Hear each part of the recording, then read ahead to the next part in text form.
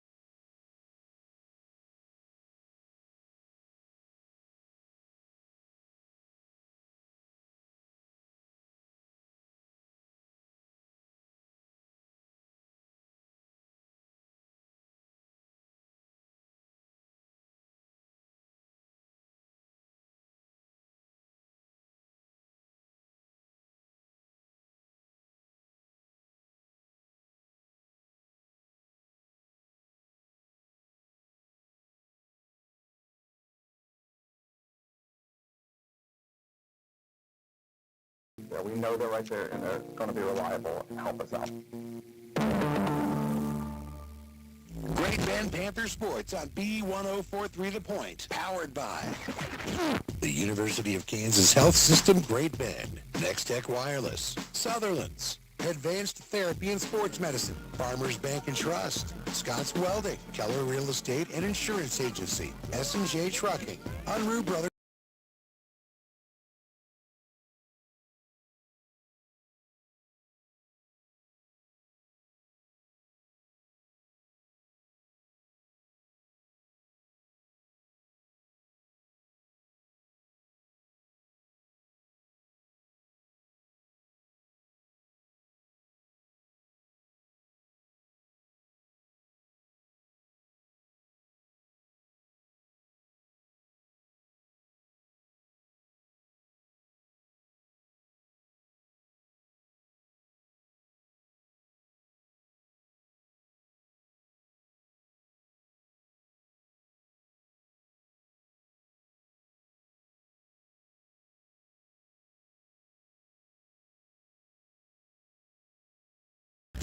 After a rough night a week ago in Hayes, the Great Bend Panthers look for their first win of the season as the McPherson Bullpups come to town.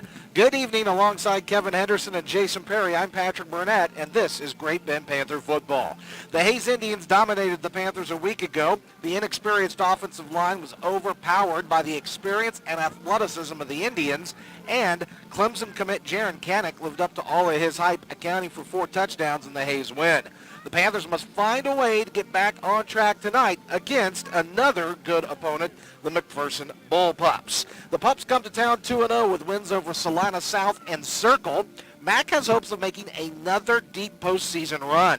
They have a stable of 3 running backs and a big deep threat at wide receiver in Trey Buckby. On defense, Mac returns 5 starters from last year's squad and have only given up 14 points in the first 2 weeks. Last year, these schools hooked up for the first time since 2009 and saw the Panthers play one of their better halves of football and trailed 14-7 at halftime en route to a 31-13 loss. Tonight's matchup is just the 21st all-time in these schools' history, with the series tied at 10 wins apiece. The Pups have won 4 in a row, dating back to the last Great Bend win in 2006. Coming up during the Panther Send-Off Show, we'll break down the Bullpups with Jason Berry, but first, we'll take a look at some other games of interest coming up. This is Panther Football, powered by BTI of Great Bend, your John Deere dealer. The trouble with the future is that it keeps getting closer and closer. It is important to begin developing a plan today. At Edward Jones Great Bend, they like to look at your individual needs before anything else. Call Todd Armitage, Jim Bopat, Chris Sundahl, or Jim Armitage at Edward Jones Great Bend today. If you can't move very well, you don't feel good. If you don't feel good, you can't function at your best. Maybe it's time to see Dr. B at Bugles Night Chiropractic. Stop by 1309 Williams in Great Bend. Bugles Night Chiropractic. People who care. The Great Bend Co-op supports all of the students of USD 428 in academics, activities, and athletics. Your hard work pays off, and you represent our community so well. Backing every Panther, every day. The Great Bend Co-op Association. 51% of the student body at Great Bend High School participate in athletics. 78% of those athletes take part in a strength conditioning class. 55% are on the honor roll. Grade point average, 3.3. Great people, great schools, great place. USD 428s.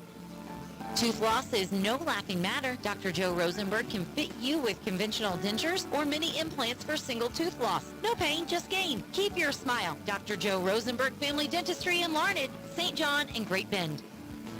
Plumbing and heating emergencies rarely happen between 9 and 5. That's why the pros at Comfort Pro are available 24/7, 365. Comfort Pro, the area's largest Bryan dealer, is just a phone call away. Your problem is no problem for Comfort Pro. The University of Kansas Health System medical experts in Great Bend are here to keep your athletes in the game.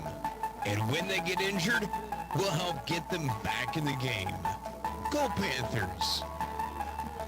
Sutherland staff and knowledgeable experts can help you plan any project. When it comes to home improvement and building materials, remember Sutherland's of Great Bend, a proud supporter of Panther sports. Sutherland's helping America build it better since 1917. Great Bend Panther football is on your home for the John Boy and Billy Booth Show. B1043, The Point. Welcome back to Great Bend's Memorial Stadium, where we've got more pregame coverage of Great Bend and McPherson on this sultry Friday night, as we had some rain earlier today here in Great Bend. It's left for a very humid evening.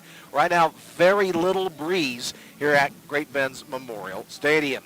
Other games going on across the area that we are taking track of tonight, especially opponents that Great Bend will see in coming weeks, or they've already seen in this season. Dodge City, a Western Athletic team, they are on the road in the Metro tonight at Wichita South. So Glenn O'Neill's team has a chance to go 3-0 with a win over the Titans.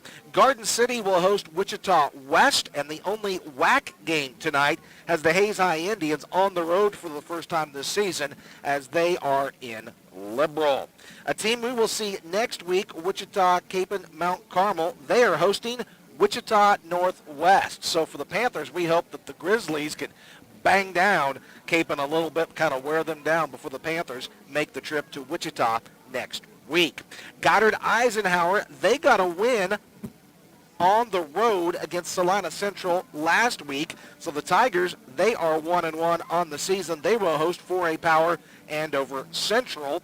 And a team that we saw back in week one, the Maize South Mavericks, they are 2-0 on the season. Of course, they beat the Panthers in week one. And then the Mavericks was all over Salina South last week at their home opener by the score of 51-14. The Mavericks will host Hutch High tonight. So that's some of the games that of interest that is across the area that we have interest in as far as Great Bend Panthers go. As far as WAC standings go, you've got Hayes and Dodge at the top at 1-0. Garden City has yet to play a WAC game, and Great Bend and Liberal both at 0-1 in the conference standings. So that is a look at some other games of interest across the area tonight involving teams that Great Bend has either seen or will see in the coming weeks. When we come back to Great Bend's Memorial Stadium, Jason Perry will join us as he'll put on the headset, and we'll talk about the McPherson Bullpups as the Panther Send-Off Show continues here, powered by BTI of Great Bend, your John Deere dealer. This is Eric from Pizza Hut, inviting you for a great dine-in experience with the new fast lunch menu designed to get you in and out faster than a fast food drive-thru, and a hospitality experience designed to exceed your expectations at every turn. And remember, no one out-pizzas the Hut. Nextech's robust broadband network will keep your home or business connected to what matters most. Visit nextech.com to find out more. And join us as we wish the area athletes a successful season. Nextech, a legacy of connectivity. Hey, Scott, I need you to record a radio commercial. For who? Scott's. That's me. Who's the commercial No, for? Scott's. You know, where they sell iron, do welding, tank and trailer repairs and inspections. Oh, just look for the signs west of 10th and Patton Road in Great Bend. ScottsWeldingUS.com. Hey, you want to hear some good news? Venture Corporation is still hiring for laborers, flaggers, equipment operators, CDL A and B drivers, and mechanics. Excellent benefits, and you get paid for traveling throughout the state. Venture Corporation on South Highway 281 in Great Bend is an equal opportunity employer. Beef, it's what's for dinner. America's taste for beef continues to grow, and much of that nutritious product is produced here in our local community. Innovative Livestock Services, Ward Feed Yard, Great Bend Feeding, and Barton County Feeders are proud to support area athletes in today's game. From new construction, remodeling, renovating, to roofing, concrete, and more, Schrader Homes and Remodeling is ready to go to work for you. They are the one licensed and insured company that can get the job done. Find out more online at SchraderHomes.com and say wow. Proud sponsor of Panther Sports. Here at Nextech Wireless, it's BOGO time. Buy the latest and greatest smartphone, get one free. And unlimited data starts at $27 a month. 877-261-2600. We are Kansas. Attention high school class of 2021. It's not too late to enroll for college. At Barton Community College, you can get started online anytime. We have multiple sessions starting throughout the rest of the semester. Visit gobarton.com/online and enroll today.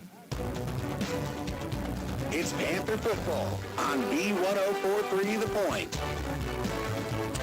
Welcome back to more of the Panther Send-Off Show. Patrick Burnett now joined by Jason Perry as we start our breakdown of the McPherson Bullpups, who come into town 2-0 on the season. Jason, this team, similar players to what they had last year, but the main difference is they don't have that monstrous college offensive line that they had last year. I mean, it was ridiculous. They were 3 bills all the way across last year. They were monsters. Now, they have one of those 300-plus guys there on their left tackle this year. Ultimately, they're still pretty darn good, though, up front. Yeah, I noticed that first thing. I went across the line and said, okay, the name's maybe not so familiar, but that size you don't forget. And not only were they big, Patrick, at 300 pounds, all over 6 foot, some at 6'3", they could move. They could get out there. They could pull a little bit. They could get downfield and block. And as you said, college material, that they had it all. They had everything you needed in offensive linemen. If you look across McPherson, they're a traditional spread team. I mean, they want to spread it out. They want to throw the short passes. Similar to what we've ran for several years as well. They're good at executing their offense. They've got some question marks in there. You said the highlight's going to be their running game in the backfield, but that quarterback, you know, that you got to star that one. He's not proven yet this year. And a couple of their receivers, they got some height on that side of the ball. 6'4", backup was 6'4", tight end at 6'6", the slot at 6'1", and a wide receiver at 6'1". So Buckby a year ago, when you said that name, it just kind of stuck out. He had the opportunity to make a bunch of plays last year, and he didn't. And he didn't know what to do, and I think that might have been his worst game. And that's a testament to Coach Lutt and the Panther defense last year. Yeah, you're right. You could tell that their passing attack was just a little off a year ago. And they've got a new quarterback this year, Right. Hunter Alvord. This is just his third game starting. And you talked a little bit about that backfield. When we saw Mac last year, Sky Schreiner, their starting tailback, he was out. Jayton Gum was just starting to come around.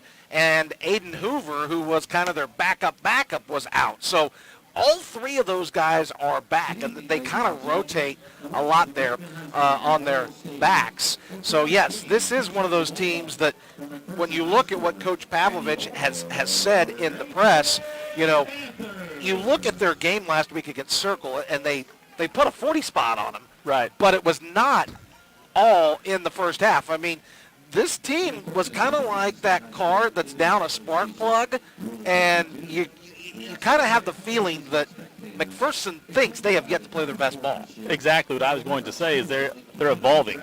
They have not got everything together. When we saw them a year ago, they didn't. They played good down the stretch last year, but not against Great Bend. A testament to our coaching staff and our players last year who took a couple lumps and had to sit out a game and then had to come back and then put something together. I don't know. You know, I want to get it started. And as you said, against Circle, you think, oh, yeah, they were supposed to beat them 40-0. You look it up in the stat line. They had a 10-0 lead at half. They didn't run away with it in the first half.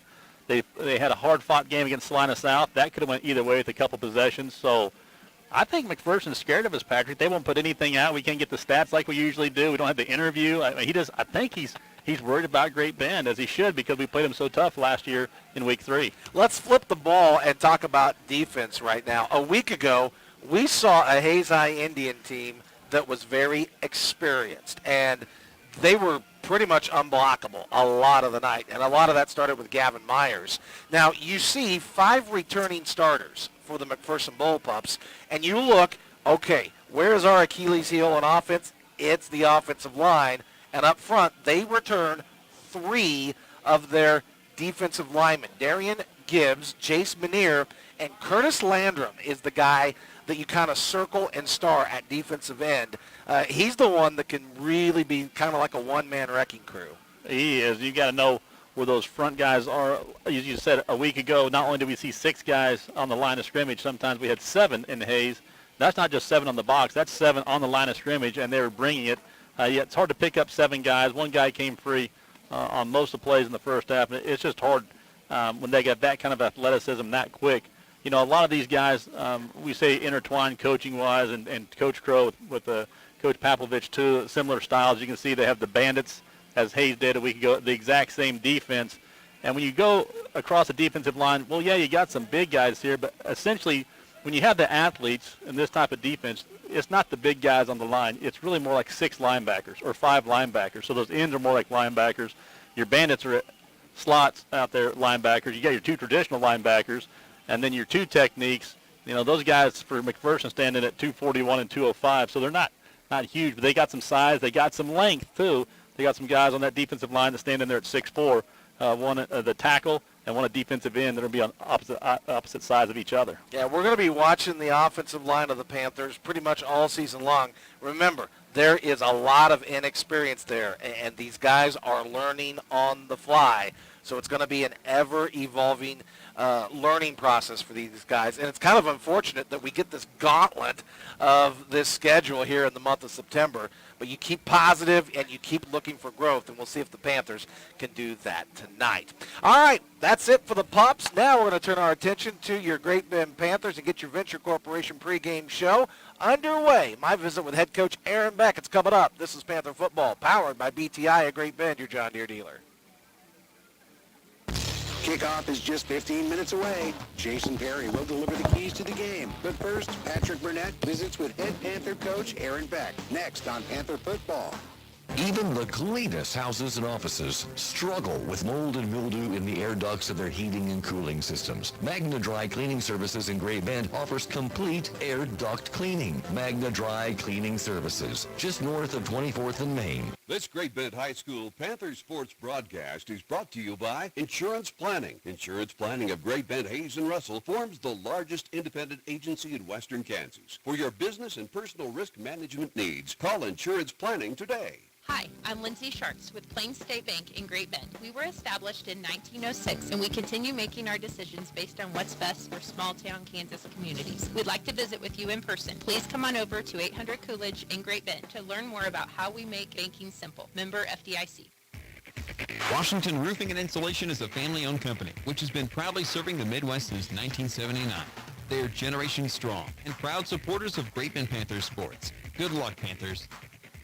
It's time for the Venture Corporation pregame show. Patrick Burnett visits with Panther head coach Aaron Beck right after this from Venture Corporation.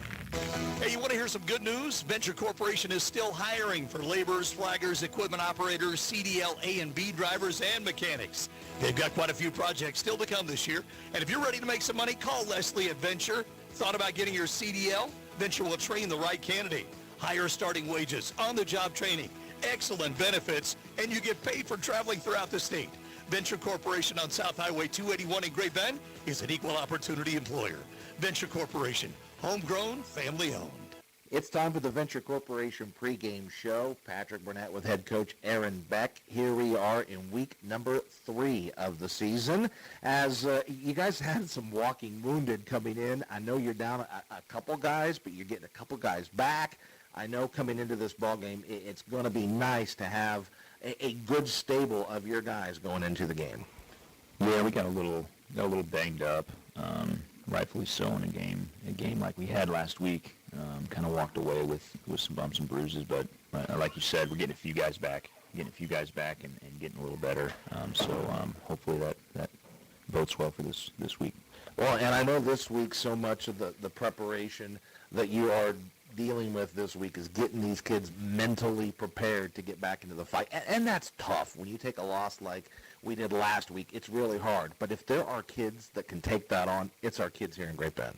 Yeah, that's not an easy thing. I mean, I think we all kind of felt that after last week, and that's something that as the head coach, I have to try to instill in them, that you got to pick yourself back up off the mat, and these kids understand that. They're tough kids mentally. Now we got to make sure we're prepared physically for the battle here that we're going to have versus Mac. And when we come back, we'll talk more about Mac right after this. Hey, you want to hear some good news? Venture Corporation is still hiring for laborers, flaggers, equipment operators, CDL A and B drivers, and mechanics. They've got quite a few projects still to come this year. And if you're ready to make some money, call Leslie at Venture. Thought about getting your CDL? Venture will train the right candidate. Higher starting wages, on-the-job training, excellent benefits, and you get paid for traveling throughout the state. Venture Corporation on South Highway 281 in Great Bend is an equal opportunity employer. Venture Corporation, homegrown, family-owned. All right, Coach, it is the McPherson Bowl Pups that come to town tonight. And really, when I look, we don't talk about last year a lot, but I think last year in the first half at Mac, that was probably the best half of football that we played last year. And I think it really showed our boys we can play with these guys. Yeah, you're exactly right. I think hopefully that's something that we have in the back of our mind, and that's what I tried to get across to them yesterday when we had our team talk was I just saw a lot of kids that didn't back down from a challenge. I mean, yes, McPherson's a good program, and they're kind of the staple of 4A West and have been for the last several years. So if we can have that mindset tonight, if we can come out and tell ourselves we can do this, that's half the battle, and that's something that we got to bring into this game, and I think our boys will. I really do. Obviously, some of our execution and that kind of stuff needs to improve, and we're gonna do everything we can. We've tried to shore up some of that this week, but a lot of it is between the years, and we're going to get them ready to go tonight, and hopefully, we can play in front of our home crowd here tonight and put something good on the field. I know experience has been something that you're dealing with. You've got a very inexperienced offensive line. You've got a quarterback making just his second start at the varsity level, and that's tough. That is really, really hard to do. But as you watch film, as you go through games, as you practice, you start to gain a little bit more of experience and a little bit more confidence. Tell us about that process for your club. Yeah, it's one of those things that you don't have a lot of game experience, but we're now in week 3. We've kind of started graduating out of it. Let's not use that as a crutch as much. That's what I've kind of talked to him about, and I think our quarterback has done a good job. He grew a lot in that game, not just on the field. It was tough. I mean, they were coming at us. And we struggled up front, controlling the line of scrimmage.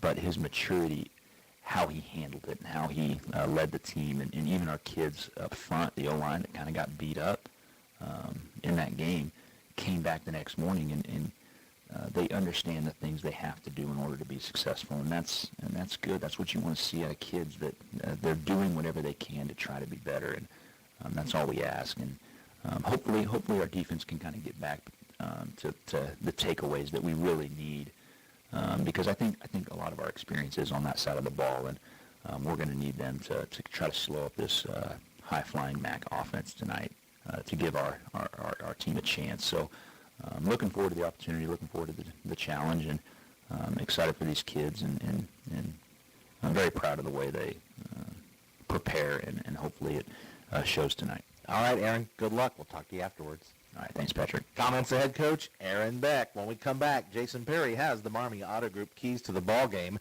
This is Panther Football, powered by BTI of Great Bend, your John Deere dealer. You've been listening to the Venture Corporation Pre-Game Show. Coverage continues with the Marmy Auto Group keys to the game next on B1043 The Point. Freedom Claims Management Incorporated proudly supports Great Bend Panther sports. Let the experienced and dedicated staff at FCMI customize a health insurance plan that fits your business needs. Whether you're a large corporation or small business on Main Street, Freedom Claims Management Incorporated has you covered. Keller Real Estate and Insurance Agency is proud to support this Panther broadcast. If you're looking for residential, commercial, or farm properties, turn to Keller Real Estate and Insurance Agency, 1101 Williams in Great Bend. Get in the game with a new truck. Marmy Auto Group is a game changer in central and western Kansas. See our entire roster of trucks online at marmies.net. For work or play, win with the Marmy team for the best deals on trucks. Marmies, make it happen.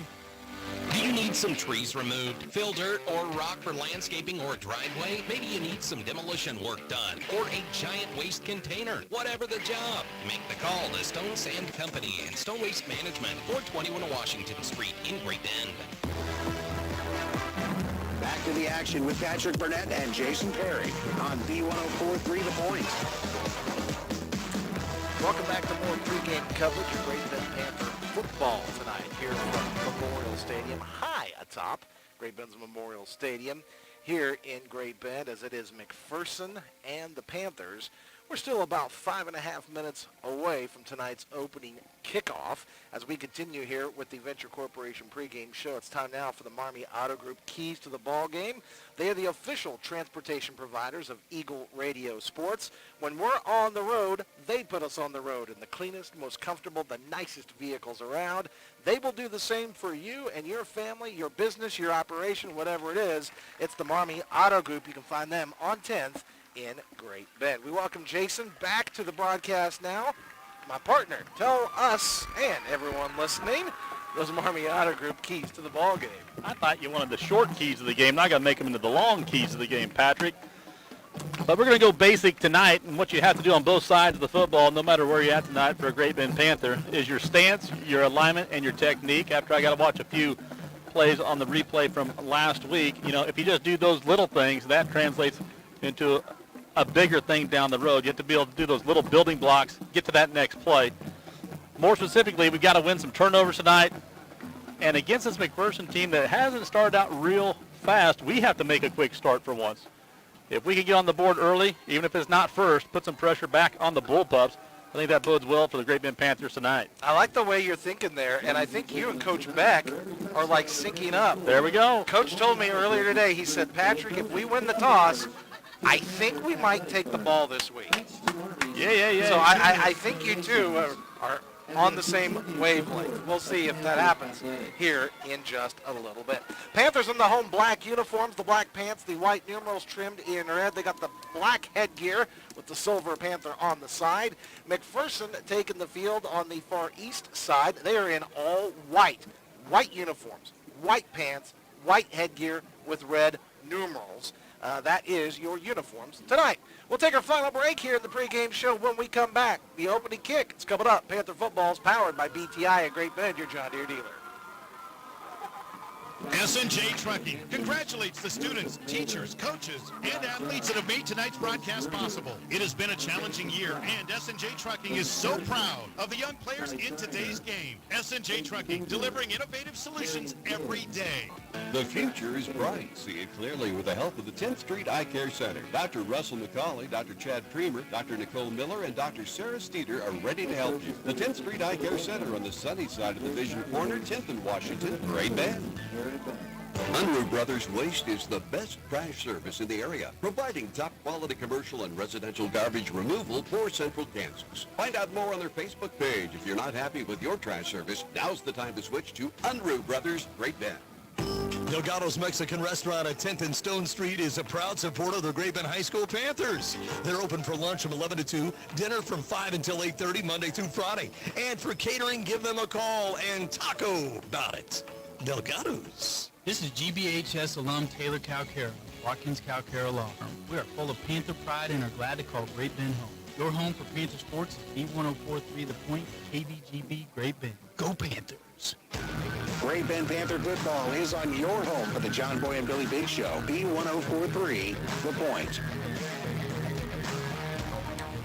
Welcome back to more pregame as we are just about ready to get underway for you here from Memorial Stadium as the coin toss has just been conducted.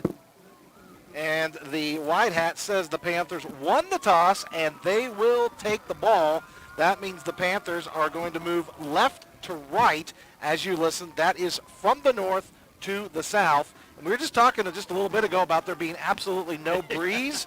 Well, just about the time we say that, now the breeze starts blowing. It is blowing out of the northeast, so a crosswind right here at Memorial Stadium as we're getting ready to go for you tonight. All right, let's see here. Tonight's opening kick is being brought to you by Barton Community College, where they are providing educational opportunities for Central Kansas and beyond.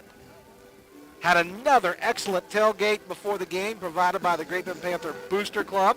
Big thank you to the Reddicks and Scott's Welding for providing the meal. We had some pulled pork nachos, so it was a fantastic meal.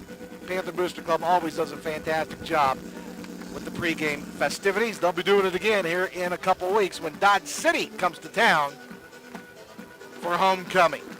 Gavin Haberman, Paco Hernandez, both back deep to take this return from the McPherson Bullpups. Well, Patrick, as McPherson takes her time on the field, Great Bend got a win when nobody was looking right now. Not only did we get the football, but because the wind changed so late, McPherson kind of kicking into the wind. We'll have the wind to our back to start the first quarter with the ball. Absolutely. So it's going to be nice to see what the Panthers can do with the ball first. And as Jason said, with the wind at their back. It's gusting right now at about 15 to 20 miles per hour, 85 degrees here at kickoff. We're about 1 minute past 7 o'clock. The pigskin is teed up at the 40, and we are ready to go with Panther football. Hernandez is on the far hash, Haberman on the near hash. They both stand at the 10-yard line. Here's the kick.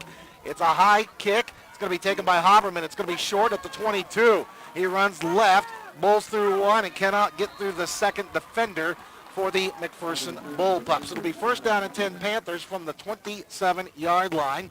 Up front, Paez, Johnson, Scott, Cook, and Schaefer. Your O-line, you've got Stephen Spray, Braylon Council, Colton Brock, Blake Parsons.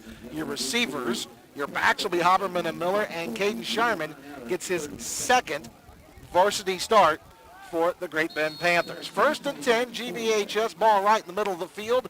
One receiver to the left is Spray, three to the right. Out of the gun, Sharman is going to roll the pocket to the near side. Good blocking, and it's nearly intercepted. Almost thrown right into the belly of Cade Weddle, a 6'1", 175-pound junior.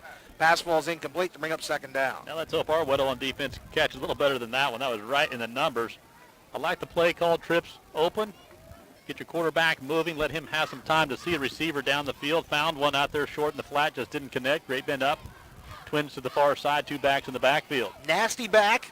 That is Colton Brock to the left. Out of the pistol. Sharman drops. And they're going to throw a screen. It is off the hands of Haberman, but there were two defensive linemen that were kind of lingering. Jason, that's one of the things Coach told me. He said, we need to run some more screens against pressure. McPherson actually had it defended fairly well. Yeah, they did not bring quite as many as I anticipated. That was just the front four giving the rush, so they kept a couple backers home. Still had ability to make a catch and see what could happen afterward. That turned into an incomplete pass, and 3rd and 10 for Great Bend. Ball at the Panther 27. Panthers going left to right. Max showing a whole bunch of movement. They got three guys down. They're moving guys up. They're sending them back. Caden Sharman looks to the side to make sure he's got the right call. Gets the snap. Rolls the pocket to the near side. Good protection. And just as I say that, the pocket collapses. And down he goes. Darian Gibbs and Aiden Hoover combined in on the sack. Mack only brought 3, and that's what Coach told me. He said they can pressure the quarterback with just 3 when they drop everybody. They did that time. It's a sack back to the 22. A couple backers switching back and forth. One blitz from the backside as well. Just not enough time to get it out there. Sharman stands back on his own 10-yard line. Get him pumped with a little of that northeast wind to help him. Randall to snap it. It's a good snap. And here comes some pressure. It's partially blocked by the Pups, but it takes a great Panther roll across the 50, 45, 40, and to the 35, and still to the 34-yard line.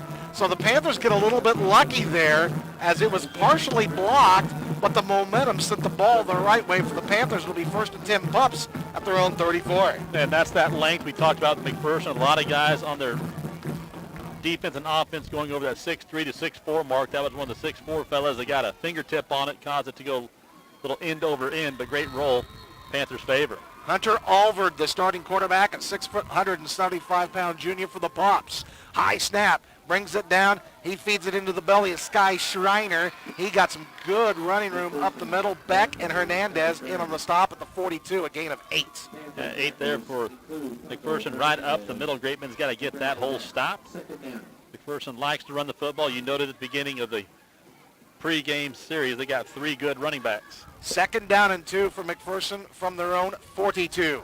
Now Schreiner gets the handoff. He runs it to the right, cuts back in the middle. That is going to be Skylar McMullen, the corner, but he went for a ride. Stopped him near the sticks, but Schreiner took him forward for another 3. It'll be 1st and 10 Pups at their own 47-yard line. Nobody off that right edge. The McPherson offense to put pressure on him. He easily had the first down before first contact was made by our secondary. Quickly to the line come the Pups. Now they'll look to the side to get the call from their OC. 1st down and 10 Mac at their own 47. Here's the snap. Alvord wants to throw. Looks right, gets flushed from the pocket, and the Panthers nearly got him, but he was able to get it away at the last moment. I think that was to Schreiner, his back, and he's going to be tackled at about the 44-yard line. It'll be a loss of 3 on the play. Yeah, dialing up some pressure right there. The defense blowing up the quarterback's right-hand side. Got him from the backside a little bit around the collar. He's able to do a little shovel pass type play, make that connection, salvage some of that yardage that they lost. 2nd and 13 officially for McPherson. The ball is on the 44-yard line of McPherson on the far hash. In motion, the tight end, Sam Becker. They'll hand it off to Schreiner. Panther Scott Heilman had him, lost him. Schreiner into Panther territory at about the 44. I thought Heilman was going to wrap him up, but couldn't quite bring him down. It would have been a loss on the play. Instead, it's darn near a 1st down to the Panther 46. Heilman, number 3, was there. He's been a bright spot in the defense so far this year. Had him around the hips, just could not hang on. It would have been a no gain for the Panther defense, but they pick up 10, 3rd and short for McPherson. Ball is now at the Great Bend 46. We'll call it 3rd down and 3. One receiver to the right, twins to the left, tight end to the left. Here's Alford. Fakes the give. He's going to run quarterback to the right side. Panthers had it stopped. Randall was the first one there, but he missed. But that allowed for the defense to funnel their way back down, and multiple Panthers are going to wrap the quarterback up for no gain to bring up 4th down. It appears a design play to cut back the inside off that right edge. Had the quarterback ran to the sideline, looks like he could have gotten it.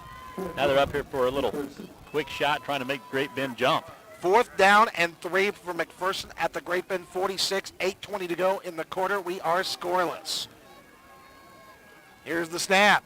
Now Alvord was going to punt it as the Panthers had nobody back deep. He kicked it into the wind. It takes a great Mac roll across the 10 to the 5 and is going to die at about the 4-yard line. So the Panther offense is going to have their backs against the wall. Nice job that time by the Panther defense. They only gave up 1 first down, forced the punt, and so the defense did their job that time. See if the offense can get something going here with 8:04 to go in quarter number 1. Yeah, good job. Good stand there by the Panther defense. Had a couple big stops. Let a 8-yard play get away from them, and another 10-yard play, but that held them to that 3rd down. Big 4th down play. Got the punt. That's okay. We'll go back against their end zone. We're going to start out really wide with twins open. Cody Miller into the backfield now on the 2nd series of the night. 1st and 10 Panthers. This will be a handoff to Miller. He goes right up the belly, runs into Aiden Hoover, the inside linebacker, for no gain on the play to bring up 2nd down and 10. Yeah, officially starting at the 4-yard line. You'd like to get a little breathing room to run the ball. Miller would like to get to that outside edge. Really does not want to run between the guards very often. Gets maybe a football length there to his advantage. Great Bend now in the pro set. Extra back in the backfield. Parsons to the near side. Council and Spray to the left. Handoff to Miller, left side. Nothing doing. He has stood up right at the line of scrimmage. May have eked out a yard on the play. They were trying to go over their left defensive end, Curtis Landrum and Sam Becker. They stacked him up to bring up 3rd down and 9. A great time to take a shot right here. You're going to have to pick and choose throughout this ball game tonight. Last time in a third down situation, McPherson brought a lot of pressure. Let's see if they go right here and try to get Great Bend pinned in the end zone. 7 minutes to go in quarter number 1. We're scoreless. Second possession of the night offensively for GBHS. Here's Sharman out of the gun, empties out of the backfield. Now this is a quarterback designed run up the gut. Nothing doing. That was a nice job up front defensively by the Pups. They've got a couple of guys out with illness, so they got a couple of reserves to in there on the defensive side of the ball. They make the stop to bring up 4th down and 9.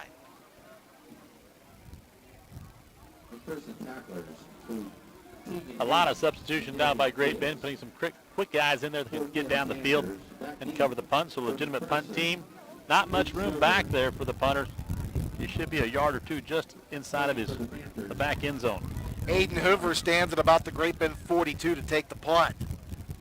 Here's the snap. It's a good snap.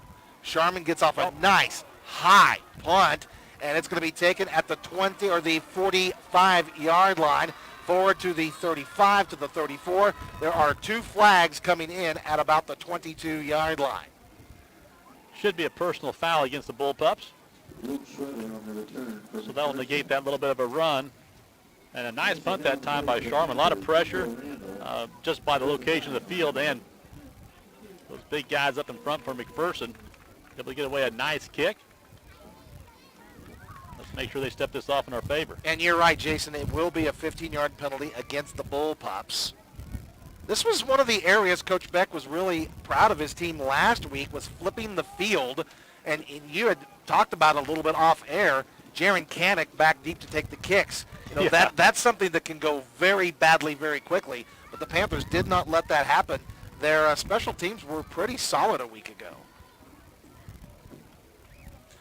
So we'll see after the penalty where they will spot the football. They're going to bring it all the way back to the McPherson 45-yard line. So that really helps out the Panthers. Backs the Pups up. 1st down and 10 from their own 45, right in the middle of the field. Here's Hunter Alvord. Sends his tight end in motion to the left. Takes the snap. It's a handoff left. Cuts back to the right. Is going to be Schreiner. Scotty Heilman turning back in. And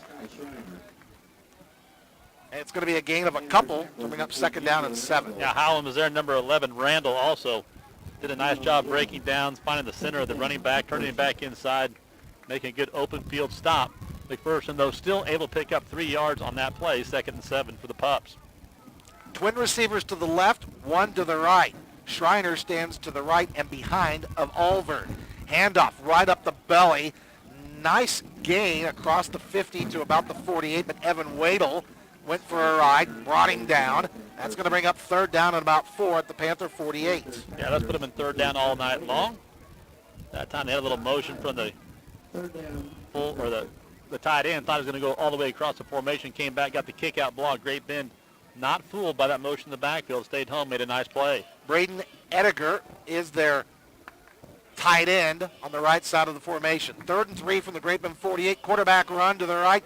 Panthers initially had it stretched out, but he's got it up for the 1st down up the McPherson sideline and out of bounds at about the 42-yard line. Panthers did some nice job getting the pressure, stringing out the play, but Alvord had enough speed to get the corner turned in the 1st down. Yes, he did have a nice little burst of speed right there. We had number 26 for the Panthers, Brad Beck, who was spying the quarterback to the outside in the flat.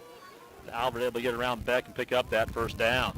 It was a gain of 6 for Alvord. Spot is now at the Panther 42. 1st and 10 Pups. They want to throw. Time for Alvord. He's going to go deep. A man is wide open. He catches it, falls down at about the 5-yard line. That is one of their backups. Tucker Pellner. That's a junior, 5'9", 145. Looked a little taller than that. The ball awkwardly came out. Not a true spiral by the quarterback. Good adjustment by the receiver to corral that one. Bullpups inside the 10-yard line. That's going to be spotted at the 7. Gain of 35 yards for the Pups. 1st and goal from the 7. 4:43 to go. They go Wildcat. A direct snap now to Hoover. Got his legs cut out from under him, but he falls forward and has the touchdown. 7 yards out, they bring the Wildcat with Hoover, and the Pups are on the board. Looked like he may fell a little bit short. They marked him right at the goal line. Both But the line judges converge and say that's a good one. So that's going to be 5 plays for McPherson to score, which was across the 50-yard line on this one. So that's a 55-yard scoring drive for McPherson. PAT kick team's on the field. Snap is down, hold is down, kick is up, and the kick is good. 4:36 to go in quarter number 1. Mac leads the Panthers 7-0. This is Great Bend football, powered by BTI at Great Bend, your John Deere dealer. This is Julie from the Field House, and we are a proud supporter of the Great Bend Panthers. Here at the Field House, we believe that starting youth in athletics builds character and leadership skills. So check us out at fieldhousegb.com. Farmers Bank and Trust, committed to supporting the communities we serve. From ag lending, home loans, and mobile banking to participation in the activities that make a community strong. We're proud to help bring you this Panther broadcast. Farmers Bank and Trust, member FDIC. Down Pipe Testing is proud to bring you live coverage of Panther sports. Down Pipe Testing provides hot oiler, steaming, hydro testing, and rack testing services in the oil field and beyond. For quick and reliable service, call owners Brian Kramer or Joe Andrasic and go Panthers. Advanced Therapy in Sports Medicine is the athletic training and sports medicine provider for Panther sports. On the field or off, you can count on Advanced Therapy in Sports Medicine to get your life back. Advanced Therapy in Sports Medicine, 4801 10th Street in Great Bend. It's Panther football on B1043 The Point. Welcome back to coverage of Great Bend Panther football, and Mac sent a football sky high, and it looked like not too many of the Panthers knew exactly where it was, but at the very last moment, their cornerback, Skylar McMullen, was smart enough to be able to go, oh, this is a live ball, I need to get on it. He covered it. It'll be 1st and 10 Panthers at their own 41-yard line. And he had one chance to go and get it, and he comes down with the football. I like the strategy by McPherson. Kick it high, let your guys run underneath it. Play that wind to your advantage there a little bit with a 7-0 lead. Great Bend with 4:36 to take over and try to tie this game up. Third offensive possession for Great Bend in the quarter. Best starting field position, it seems, this year, really. Yes. And I think one of the Panthers may have been offsides, and they are. So that's a disappointing way to start the drive. So that'll be a 5-yard penalty, which will back them up to their own 36 to bring up 1st down and 15. Gavin Haberman has now replaced Cody Miller in at the tailback position. Stephen Spray will be a receiver to the left. Blake Parsons and Braylon Council to the near side. Colton Brock will be the blocking back to the left. 1st and 10 Panthers. They moved them back to the 31, a 10-yard penalty. Run to the right side, nothing doing. Cade Weddle fills the hole well. For the Pups, it'll be a gain of about a yard to the 32-yard line. 4-man rush there by McPherson. Linebackers seeing the run play, closed quickly, stayed inside. Had a nice hit there. Dropped Great Bend for a loss. 2nd and 13 now for the Panthers. Twin receivers now to the left. Parsons, the lone receiver, to the right as Jaden Dukes guards him. Brock in motion to the left. Sharman gets the snap. It's going to be a screen pass to Council. He gets a couple of blocks to the near side, bounces it outside 40, back inside, runs into the back of one of his blockers, and is about at the sticks. Jaden Dukes makes the tackle, but there's a screen pass. They got it to the speedy Council, and the Panthers have their first down of the night at the 42 after a gain of 10. Yeah, there's a lot of pressure coming that time. Great Bend recognized it. 6 down men for McPherson on the line of scrimmage. They brought the heat, able to connect with the one man they had open in the play. That was Council. Made a nice little cut, bringing that across the field, picking up the first down of the night for Great Bend. Gain of 15 actually on the play. 3 receivers to the left, 1 to the near. Sharman rolls the pocket to the left, is going to throw on the run. Spray's got it across the 50. He takes 2 pups for a ride to the 44-yard line. Nice little boot action. Got Sharman on the roll that time. It was Schroeder and Weddle in on the stop, but a nice gain of 7 yards on 1st down for the Panthers. Not an easy play for a right-handed quarterback rolling to his left. You got to get that, point that football up in your ear. He was able to do that, deliver a strike to number 6. So he gets the step Spray involved in the offense early on. That's Great Bend's big target, standing there at 6'5", easily found him. good chunk of yardage there by Spray, picking up 7. 7-0 McPherson, 2:55 to go, quarter one. Panthers want to throw on second and short. It's another screen. Panthers got it up the far side. That was Haberman leaking out of the backfield. Jace Menier, one of the defensive tackles, he did a nice job to stay at home and to run that play down. Haberman makes the catch. That's his second catch of the season, and it's going to be a gain of about 2 to bring up third down and about half a yard. Yeah, had a receiver sneak out deep. Don't want to hit that threat yet. Grape Bend quickly to the ball. The quarterback sneaked this play. And the Panthers have got it as they very quickly got to the line of scrimmage. Sharman got the forward progress all the way down to the 41-yard line. Man, on the sneak, they got a gain of 3. First and 10 Panthers. Now a drive for Grape Bend that started with the best field position of the season and then backed them up even further. That 5-yard penalty. Grape Bend's on the move on the far hash, headed towards the south end zone. Ball is at the 41 of Mack. Sharman rolls the pocket to the near side, throws a pick. A beautiful play by Aiden Hooper, who just skied in the air. He sniped it out of the air, brought it up the Panther sideline, and is tackled at about the 47-yard line. That was a phenomenal play by Hoover as he climbed the ladder to snare it out of the air. It's a pick for the Panthers, and it's first and 10 Mack at the Grape Bend 47. Yeah, he read our junior quarterback's eyes, able to high point the football. You said go up there. It looked like he was a lot taller than what he was, listed at 5'11". Able to sky up there, grab that football. Grape Bend gives up the football and the interception. McPherson's quickly back out. They go with a double pass. The Panthers bite on it, wide open along the left side, and it's a touchdown for Aiden Johnson. They went with some trickeration, a little double pass, and it was wide open with a $1:55 to go here in the quarter after the Panthers have turned it over. Looks like they did a little quick pitch out to a running back, and he was able to stop his feet, find the one receiver running down in front of their bench. Little razzle-dazzle connects for a 47-yard touchdown on one play. Man, what a turn of events there for the Panthers. They had some momentum going offensively. They throw the pick, and on the very next play, Mack comes with a trick play, and the Panthers bit on it. 1:55 to go. It's 14-0. McPherson, this is Panther football powered by BTI at Grape Bend, your John Deere dealer. Here at People's Bank and Trust, we've invested in the future. It's not just technology. It's you, our biggest asset. From big business decisions to your very first transaction. For us, it's simple. Relationships matter. People's Bank and Trust, member FDIC. Hey, Panthers, Empire Realty Group is ready to team up and help you purchase or sell your home. At Empire Realty Group, our team is committed to keeping our clients at the focus of everything we do. Find us on Facebook or call 792-4133. The trouble with the future is that it keeps getting closer and closer. It is important to begin developing a plan today. At Edward Jones Great Bend, they like to look at your individual needs before anything else. Call Todd Armitage, Jim Bopat, Chris Sundahl, or Jim Armitage at Edward Jones Great Bend today. If you can't move very well, you don't feel good.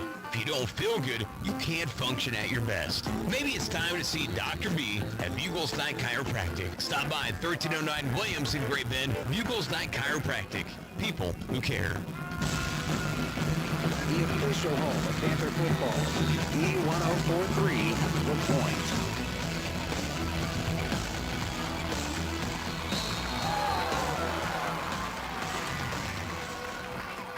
Welcome back to coverage of Great Bend Panther football as the Panthers just got rocked on another one of those high short kicks.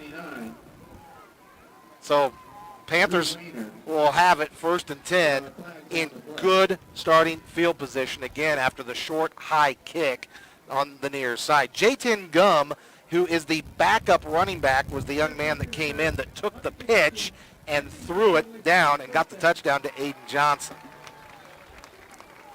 Well, that was a fair catch by our second level. Looked like that maybe was McMullen again. As he's looking up the football, they just plowed him over, so that's a 15-yard personal foul. Ball's going to be on McPherson's 46. 1:55 to go here in quarter one. Panthers have excellent field position, first and 10 at the MAC 46. Three receivers to the right, one to the left. Handoff, Miller back there, dances right, cuts back left. He takes a couple of pups for a ride near the 41-yard line. Aiden Hoover in on the tackle. Also Colin Pearson. That's going to be a nice game, a first down of about 4, maybe 5. Yeah, little Miller in there, excited to see a bit of a crease as he got the ball to the right side. Cut it inside the right tackle. That's Schaefer on that side. R.J. Cook, number 70 for the Panthers. Good start on the first down for Miller. 2nd and 5. Panthers fake the give. Sharman runs it right side, lowers his shoulder. It's going to be the safety, Pearson, that comes up for the tackle. Stops him in his tracks at about the 38. It's going to bring up 3rd down and 2 for Great Bend. Pierce Sharman focused on keeping track of that football. Went one-on-one. Didn't try to move around the defender. Rolled forward. 3rd and short now for Great Bend. Ball's just inside the 40-yard line. Panthers are 1 of 3 on 3rd down conversions here in the half. Handoff Miller. He's got the first down. Got across the 38. Forward progress to about the 36. He needed just a couple and ended up with a nice gain of about 4 on the right-hand side. It's a 1st and 10. I say it's a 1st and 10. At least from where I'm looking at it, sure looks like it. Now the official says no. It sure looked like originally it was going to be a 1st down.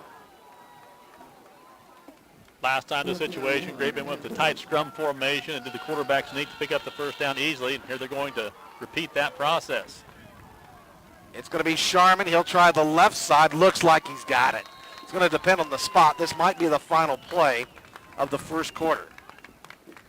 They're going to spot him. Yep, the Panthers will get the first down as they got him all the way to the 35-yard line, a full gain of a yard. 2nd first down of the ball game here for the Panthers.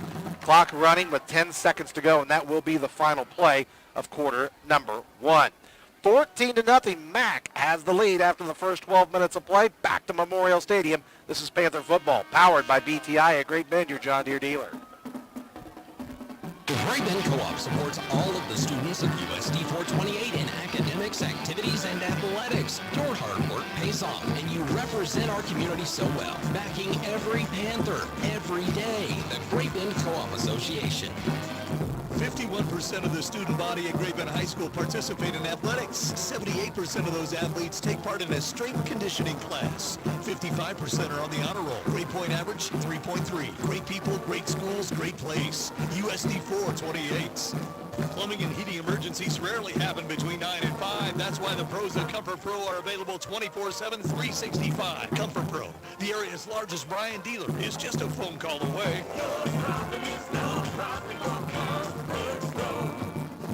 Tooth loss is no laughing matter. Dr. Joe Rosenberg can fit you with conventional dentures or mini implants for single tooth loss. No pain, just gain. Keep your smile. Dr. Joe Rosenberg Family Dentistry in Larned, St. John, and Great Bend. Back to the action with Patrick Burnett and Jason Perry on B104.3 The Point. Welcome back to Memorial Stadium as Great Bend trails McPherson 14-0 at the end of the first quarter. Panthers, though, got some momentum here. It'll be 1st down and 10 in the McPherson 35. Now the Panthers will be going into the wind as they are moving right to left. Now that is towards the north. 3 receivers to the left, Parsons to the right. Miller is the tailback. Panthers will throw it. It is a double pass. They're going to loft it up for Spray. He's got it! Stephen Spray catches it and goes out at about the 12-yard line. What an excellent job, as that was Spray to Spray. There you go. It was Maddox Spray to Stephen Spray as they hook up on a 23-yard first down. Mack had it well defended, just could not get over the top of that secondary, but able to come inside, jump up, corral that football. Great Bend's where they want to be in the driver's seat. Their hash on their side of the field, 11-yard line. Sharman takes the snap, a head off to Miller. He stumbles, cuts back to the right, has forward progress inside the 5, down to about the 4. He's running over there between Paez and Johnson. A nice gain on first down, have him in business. Yeah, Great Bend found something they could not find a week ago, and that's momentum, Patrick. They got a little charge out there. Great Bend looking to put the ball in the end zone for the first time this season here in week number 3. Ball's inside the 5-yard line, just touching the nose of the ball on the 4. 2nd down and 2 for the Panthers at the 4. Sharman takes the snap. He will hand it off. That's going to be Miller, and it stood up right at the line of scrimmage. It is Hoover and Manier in on the stop right at the line of scrimmage to bring up 3rd down and 2. Yeah, Hoover, Manier, and 4 other Bull Pups right in there to make that stop. No running room up the middle. He may have gained half of football on that play. 3rd and short for the Panthers. 3rd and 2. They can still get a first down if they get inside that 2-yard line as they come out and trips open. Sprayed to the near, all by his lonesome. Miller stands behind Sharman. 3rd down and 2 from the MAC 4. Panthers will now look to the sideline. 10.5 to go in the first half, down 14-0. Sharman takes the snap. Rolling to the right, just breaks the tackle, throws on the run. It is just incomplete. Thrown at the feet of his intended receiver. Right in the middle of the end zone was Colton Brock. Boy, Sharman was running for his life. He broke the tackle, and now that'll bring up 4th down. Yeah, I think once he got the corner, escaped the diving defensive end, probably should have just kept that momentum going and ran, see what he could have picked up. Maybe he gets a first down, maybe he gets a touchdown. He kind of spiked it in the end zone, awkwardly delivering that football. 4th and a must-have here for Great Bend. Panthers are going to call a timeout. They want to think about it with 10:20 to go here in this first half of action. We'll take the break. This is Panther Football, powered by BTI at Great Bend, your John Deere dealer. The University of Kansas Health System medical experts in Great Bend are here to keep your athletes in the game. And when they get injured, we'll help get them back in the game. Go Panthers! Sutherland staff and knowledgeable experts can help you plan any project. When it comes to home improvement and building materials, remember Sutherland's of Great Bend, a proud supporter of Panther sports. Sutherland's helping America build it better since 1917. This is Eric from Pizza Hut, inviting you for a great dine-in experience with the new fast lunch menu designed to get you in and out faster than a fast food drive-thru, and a hospitality experience designed to exceed your expectations at every turn. And remember, no one out-pizzas the Hut.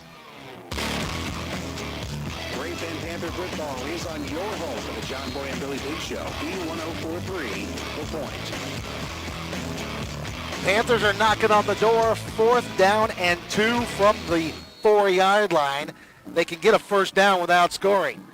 Braylon Council in motion to the far side. They're going to lob it up near side for Spray. He's got it in the corner. Touchdown, Panthers! The first one of the season. And it's time to score first with the Panthers and Delgado's Mexican Restaurant.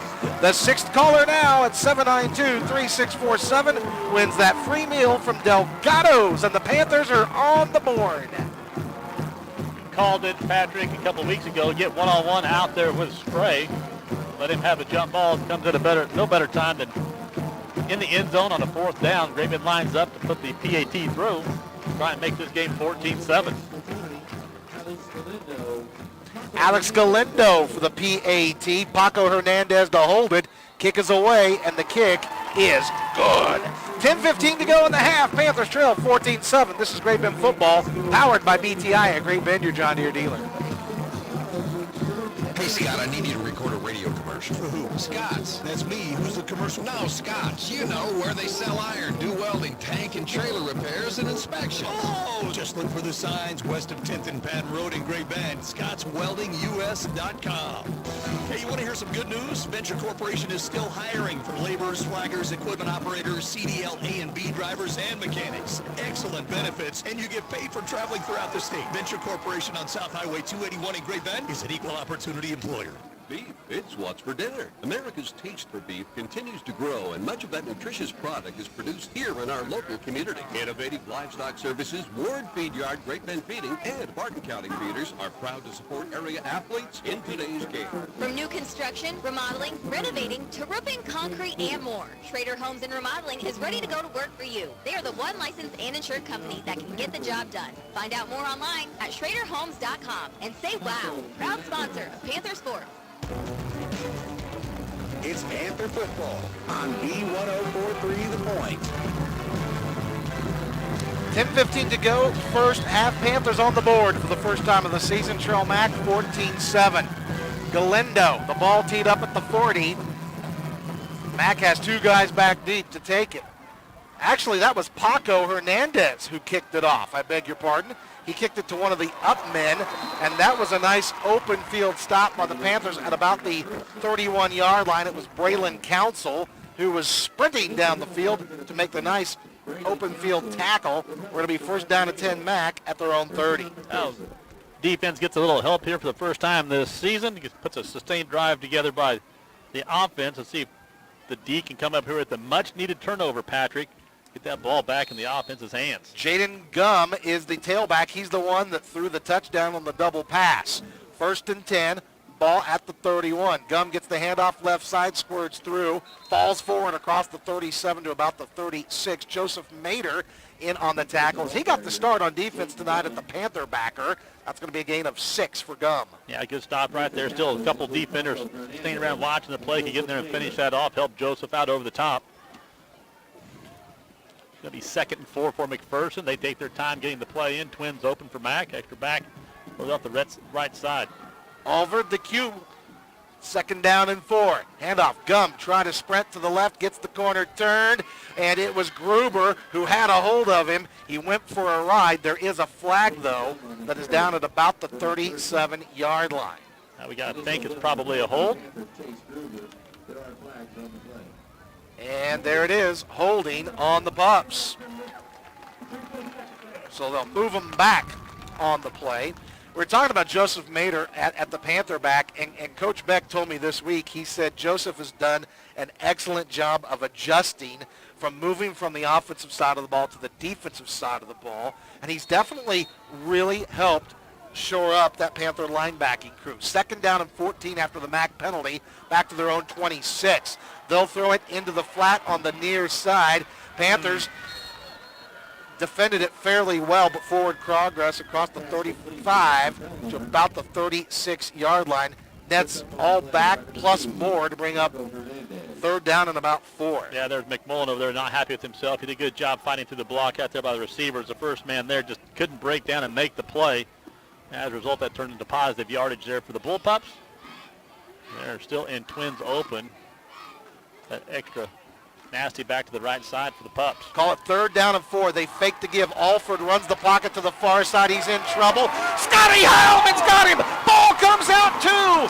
Ball came out. The official says he's down. That's okay. Scott Heilman with the sack. It was Joseph Bader who had the shot at him first to get it. Alford kind of rolled out of Joseph's arms, and then Scott Heilman wrapped him up for the sack, the 2nd one of the year for the Panthers, and the first sack for the senior Heilman, and that was a big one on 3rd down. Now, all the remember number 3 who tracked him down, one of the bigger linemen up there for the Panthers.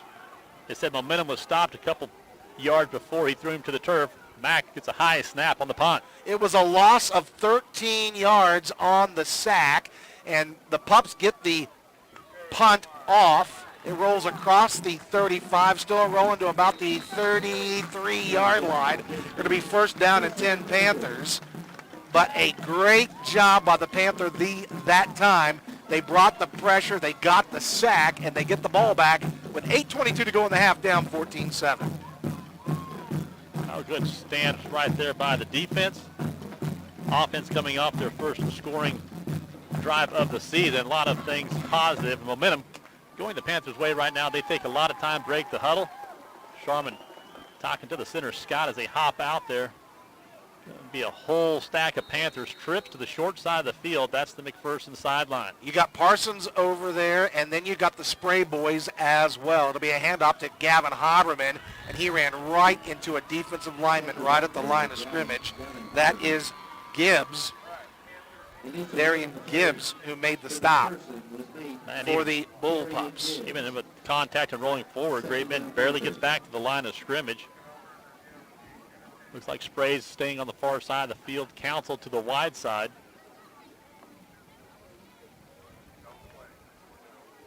Second down and 10 for Great Bend High at their own 33, moving right to left, ball on the far hash. 3 receivers to the right, 1 to the left. Quarterback roll to the right side. Sharman throws on the run, and he misses Braylon Council, who had ran a nice route on Luke Schroeder. Sharman trying to throw on the run, running to this side. Jason, you said earlier, that is awful hard for a right-handed quarterback to do.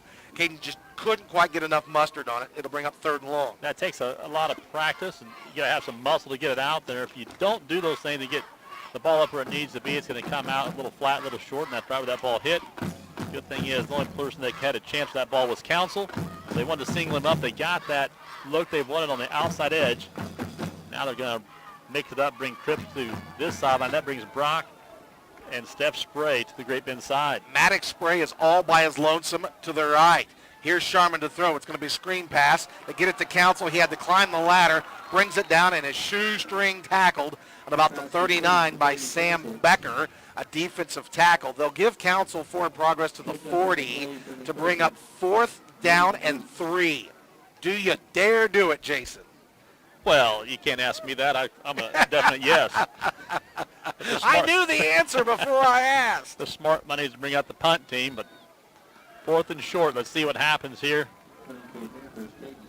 We have gotten up a couple good punts tonight by Sharman. Sharman is punting into the wind as it is out of the northeast. High snap, but Sharman brings it down. Nice, high, spiraling punt.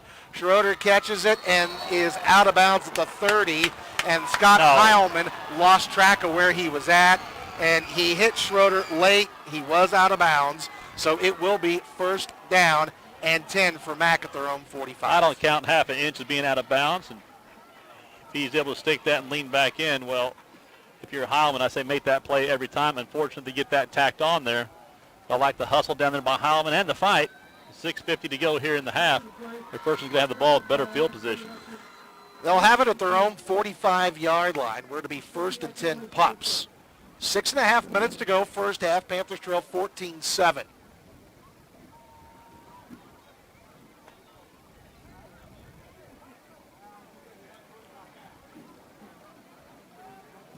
You know, Patrick, back in the day, that would have been called a love tap. That wasn't, he didn't lower his shoulder. No, he didn't. He didn't hit him very hard. You're right. Hunter Alvord, the quarterback, looks to the sideline to get the play call. Takes the snap. It's going to be a pass out of the backfield to Gum. Panthers trying to run the alley, can't do it. Gum gets the corner turned and out of bounds on the Mac sideline into Panther territory. Heilman ran him out of bounds after a gain of 12. Jaden Gum's got some speed. Yes, It'll he be does. 1st down and 10 Mac. Gruber's out on that side, came inside the block, couldn't go inside out and make a play, able to allow Gum to get the corner. One play, 1 first down for McPherson. They're trying to add some more points.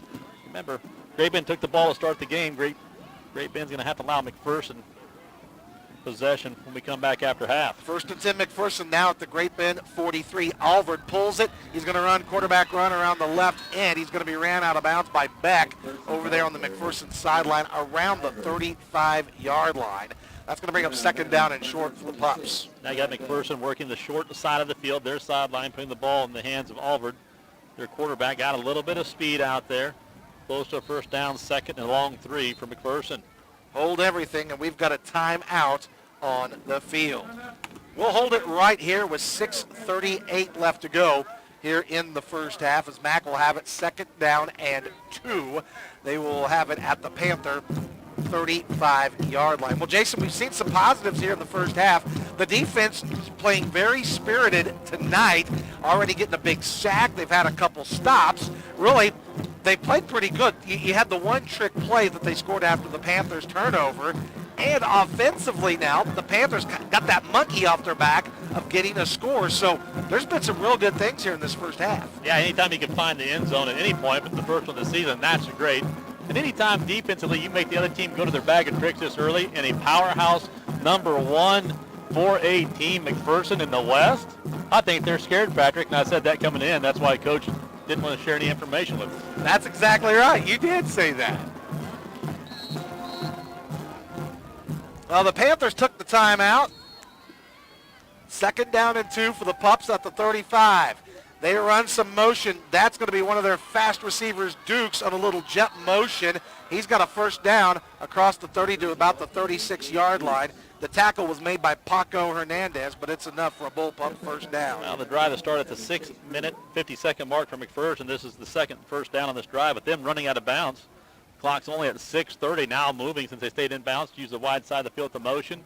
Good job by the Panthers to stretch that out. This is trips to the McPherson side. First carry for Dukes in the ball game, a receiver. 3 receivers to the left. Gum will sprint out of the backfield. It's a quarterback draw right up the gut, and that is Aiden Hoover. He was the man that took the snap on the Wildcat when they scored, so they tried to catch the Panther defense a little bit. It was Jonathan Randall in on the tackle after a gain of 3. Yeah, trips open, spread them out, empty it out, try to get another man out of the box or up the middle. That's never been good to do against the Jeff Lutt coach defense, and there you get to see he wasn't hit by one man that stayed home. There was 3 that drilled the quarterback on that play. Aiden Hoover remains the quarterback. They bring Dukes now in motion to the right. They flip it back to him out of that jet motion. Gum is leading the blocking for him. It's a first down. He falls inside the 10 to about the 9, maybe the 8-yard line. So again, Max showing a different look here defensively. Trey Fields in on the stop, but it's going to be first and goal for the Bullpups. Yeah, now they're into their element. They found big number 80, Sam Becker, out there, tied in on the backside, 6'4", 205, leading the block out there. Just crushed one of our corners. The back found his outside hit, picked up the first down.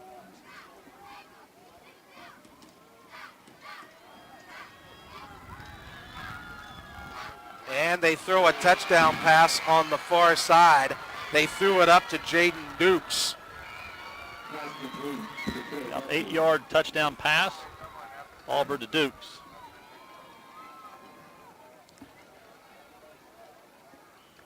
So Mack moving very quickly on this drive, again running out of bounds. It'll take them 1 minute, 31 seconds to put 7 more points on the board. So Mack kind of going into their bag of tricks here in this first half. Good snap, good hold. The kick is good. 5:19 to go in the first half. It's 21-7 Pups. We'll take the break. This is Panther Football powered by BTI, a Great Bend, your John Deere dealer. Here at Next Tech Wireless, it's BOGO time. Buy the latest and greatest smartphone, get one free. And unlimited data starts at $27 a month. 877-261-2600. We are Kansas. Attention high school class of 2021. It's not too late to enroll for college. At Barton Community College, you can get started online anytime. We have multiple sessions starting throughout the rest of the semester. Visit gobarton.com/online and enroll today.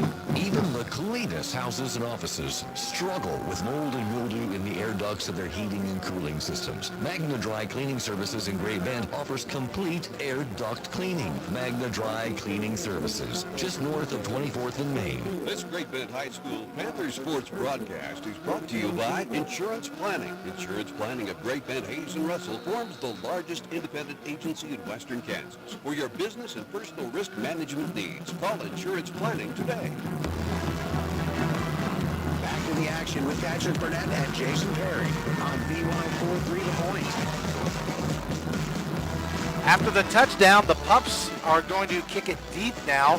That is Fields, catches it over his shoulder at the 3, hits the near side, 20, 25, 30, cuts back and gets run down from behind. But it's going to be first and 10 Panthers at about the 37-yard line. We've seen Fields a couple times in the open field on kickoffs do an excellent job. It was Trayton Pellner who made the stop for McPherson with 5:13 to go before halftime. And Panthers trailing at 21-7. Yeah, and I think it was Hoover who dove in front and made Fields change his direction because he did have the crease right there. He thought he hit it full speed. Man, there was a big play that could have happened there, resulting in 6 points. Turns out big play and big field position for the Panthers on their own 37. Hand off to Miller in the backfield, makes 2 men miss, lowers his shoulder and has a first down after a gain of 11 to the 48-yard line. Cody Miller kind of getting the mojo working. Back there, it's first and 10 for the Panthers. Well, he likes it when there's a crease to that right side, as we said earlier. 5:06 to go here in quarter number 2. Great Bend's in a must-score situation, down 21-7. Got to answer back, put some points on the board. Trips open for the Panthers. Ball at the 48 on the far hash. 5 minutes to go in the half. Panthers trail by 14. Sharman takes the snap, wants to throw, looks left, throws left. It is incomplete. Pass intended for Council. It'll bring up 2nd down and 10. Congratulations to Angie Maddie, our score first with the Panthers winner. Angie gets to enjoy a free meal certificate from Delgado's. They're open for lunch and dinner Monday through Friday, and they also offer catering. Get together with Peaver and Terry Delgado. And Jason, you know what to do. Taco about it. Oh, we've been waiting for that sound all season long. Last play, Great Bend had 2 defenders over the top, 3 receivers, relying on safety help over the top. Tried to throw to the man that was covered, did not connect. 2nd and 10 for Great Bend. Here's Sharman, a handoff left, a big hole, and just as I say that, the hole closed quickly by Sam Becker, who just got an arm on Miller and arm tackled him across the midfield stripe to the MAC 49. Yeah, just the length of these players for McPherson, Patrick. That time Becker, 6'4". He may be one of those guys that got a little fingertip on a blocked punt earlier in the game. A lot of length out there today that Great Bend's got to deal with. Picked up some positive yards, though. 3rd down and 7 for Panthers. Great Bend has 1 timeout left in the half. Maddox Spray to the right. Twin receivers to the left is Stephen Spray and Braylon Council. Brock in motion to the left. Sharman takes the snap, looks left, throws left, screen pass. Council's got it 1st down, makes a man miss, and he's into the Pups territory at about the 37-yard line. The linebacker Hoover in on the stop, but the screen pass works for the Panthers. Yep, got single coverage up on top. That was Maddox Spray out there by his lonesome. They come back to the favorite receiver. That's going to be Council so far in 3 games this season. He's able to go up, make the catch, control that football, make a couple of football moves, pick up the 1st down. Gain of 12. Panthers moving. Sharman takes the snap. It's a give to Miller on the left side. Excellent play by Sam Becker. The defensive tackle won the battle at the line of scrimmage that time. Shot through. Wrapped up Miller before he could get the momentum going for no gain.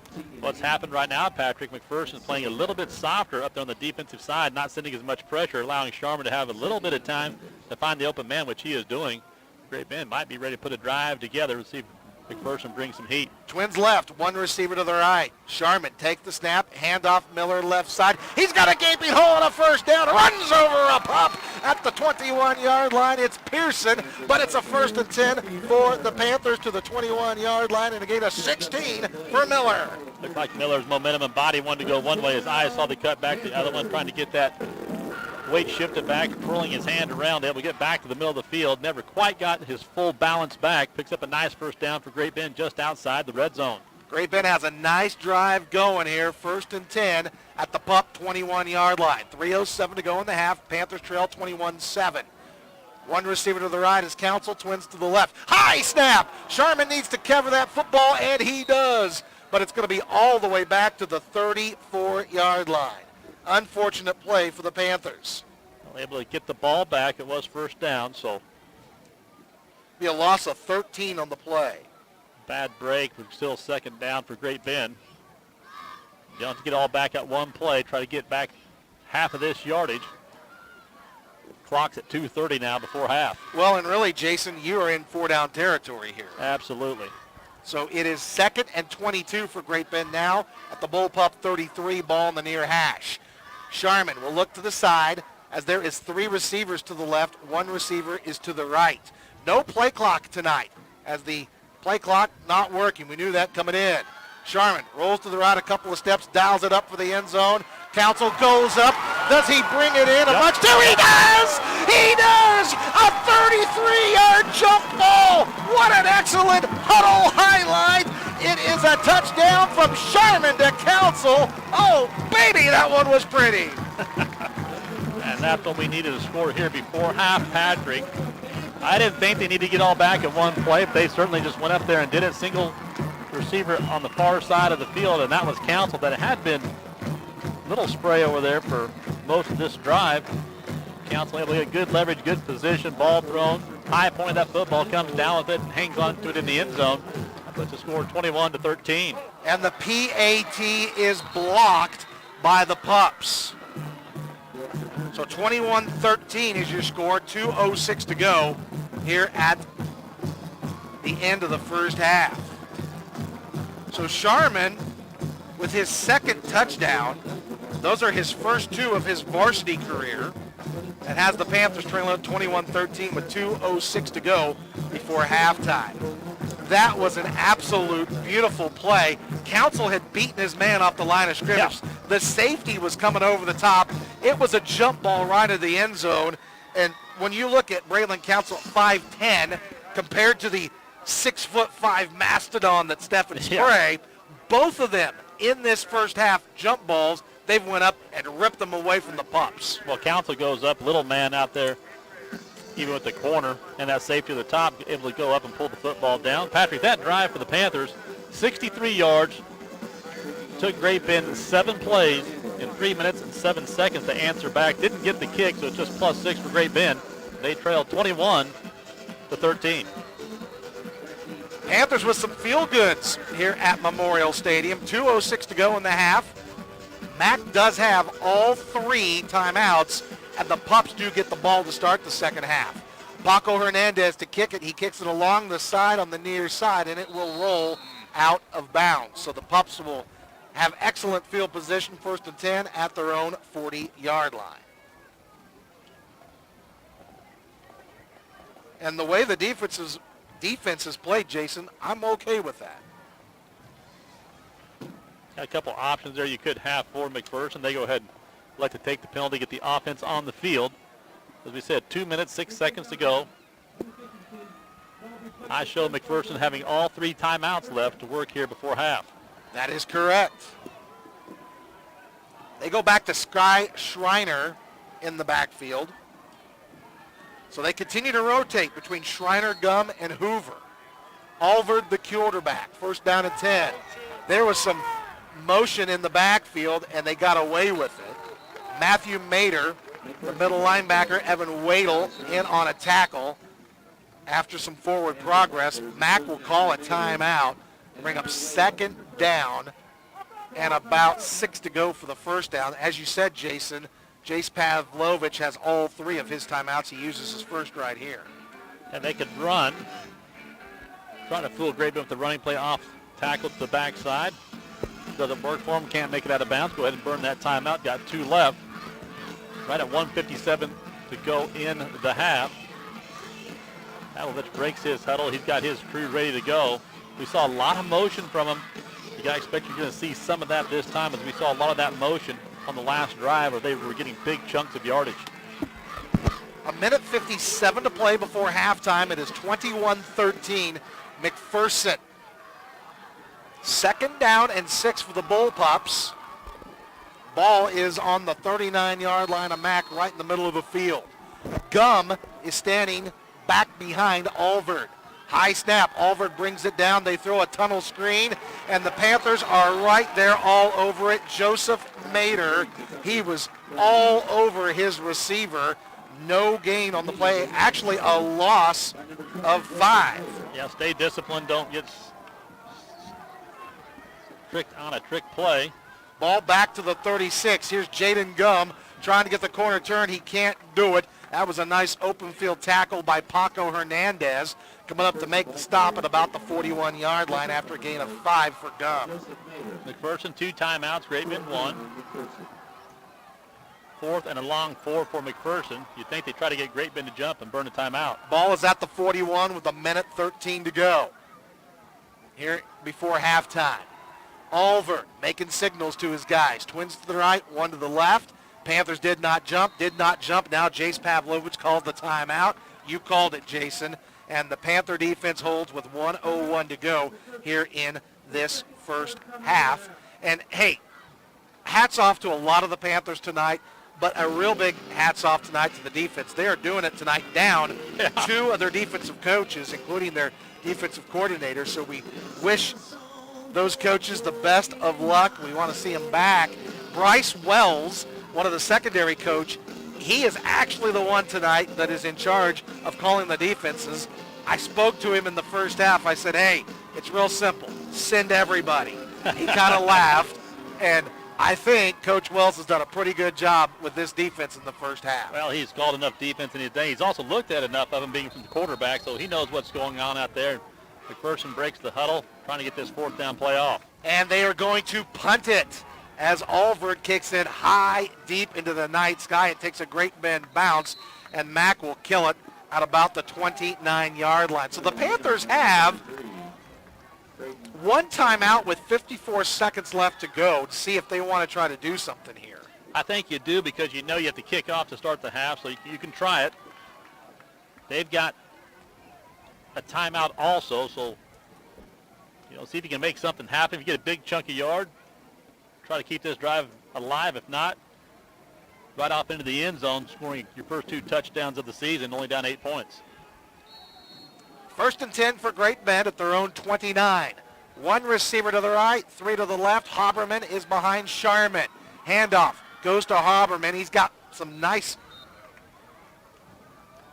first initial yards across the 32, just shy of the 33. It's going to be Manier in on the stop after a gain of 3 yards. Clock moving at about 36 seconds to go. 2nd down and 6 for GBHS at their own 33. 3 receivers to the left, 1 to the right. Now Haberman empties out of the backfield. This is going to be a quarterback run, running right into Jace Manier, I beg your pardon. Sharman carries him, though, across the 35 to the 36. It's a gain of 3. This might be the final play of the first half. 8 seconds, 7 seconds. I think the Panthers are going to go ahead and take this thing into the locker room down 21-13, and they will. Well, all said and done, a great half of football tonight for the Great Bend Panthers against the McPherson Bullpups. Trail at 21-13 as we head into the locker room. Jason and I will have the breakdown here of the first half of this ball game. It's the American State Bank and Trust Company halftime show, and it starts now. Panther football is powered by BTI at Great Bend, your John Deere dealer. This is GBHS alum Taylor Calcaro, Watkins Calcaro Law Firm. We are full of Panther pride and are glad to call Great Bend home. Your home for Panther sports is B1043 The Point, KVGB, Great Bend. Go Panthers! Hi, I'm Lindsay Sharks with Plains State Bank in Great Bend. We were established in 1906, and we continue making our decisions based on what's best for small-town Kansas communities. We'd like to visit with you in person. Please come on over to 800 Coolidge in Great Bend to learn more about how we make banking simple. Member FDIC. Washington Roofing and Insulation is a family-owned company, which has been proudly serving the Midwest since 1979. They are generation strong and proud supporters of Great Bend Panthers sports. Good luck, Panthers. Pregame Claims Management Incorporated proudly supports Great Bend Panther sports. Let the experienced and dedicated staff at FCMI customize a health insurance plan that fits your business needs. Whether you're a large corporation or small business on Main Street, Freedom Claims Management Incorporated has you covered. Keller Real Estate and Insurance Agency is proud to support this Panther broadcast. If you're looking for residential, commercial, or farm properties, turn to Keller Real Estate and Insurance Agency, 1101 Williams in Great Bend. Get in the game with a new truck. Marmy Auto Group is a game changer in central and western Kansas. See our entire roster of trucks online at marmies.net. For work or play, win with the Marmy team for the best deals on trucks. Marmies, make it happen.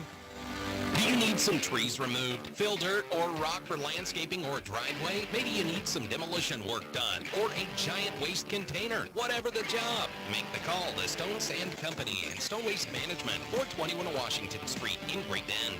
S&J Trucking congratulates the students, teachers, coaches, and athletes that have made tonight's broadcast possible. It has been a challenging year, and S&J Trucking is so proud of the young players in today's game. S&J Trucking, delivering innovative solutions every day.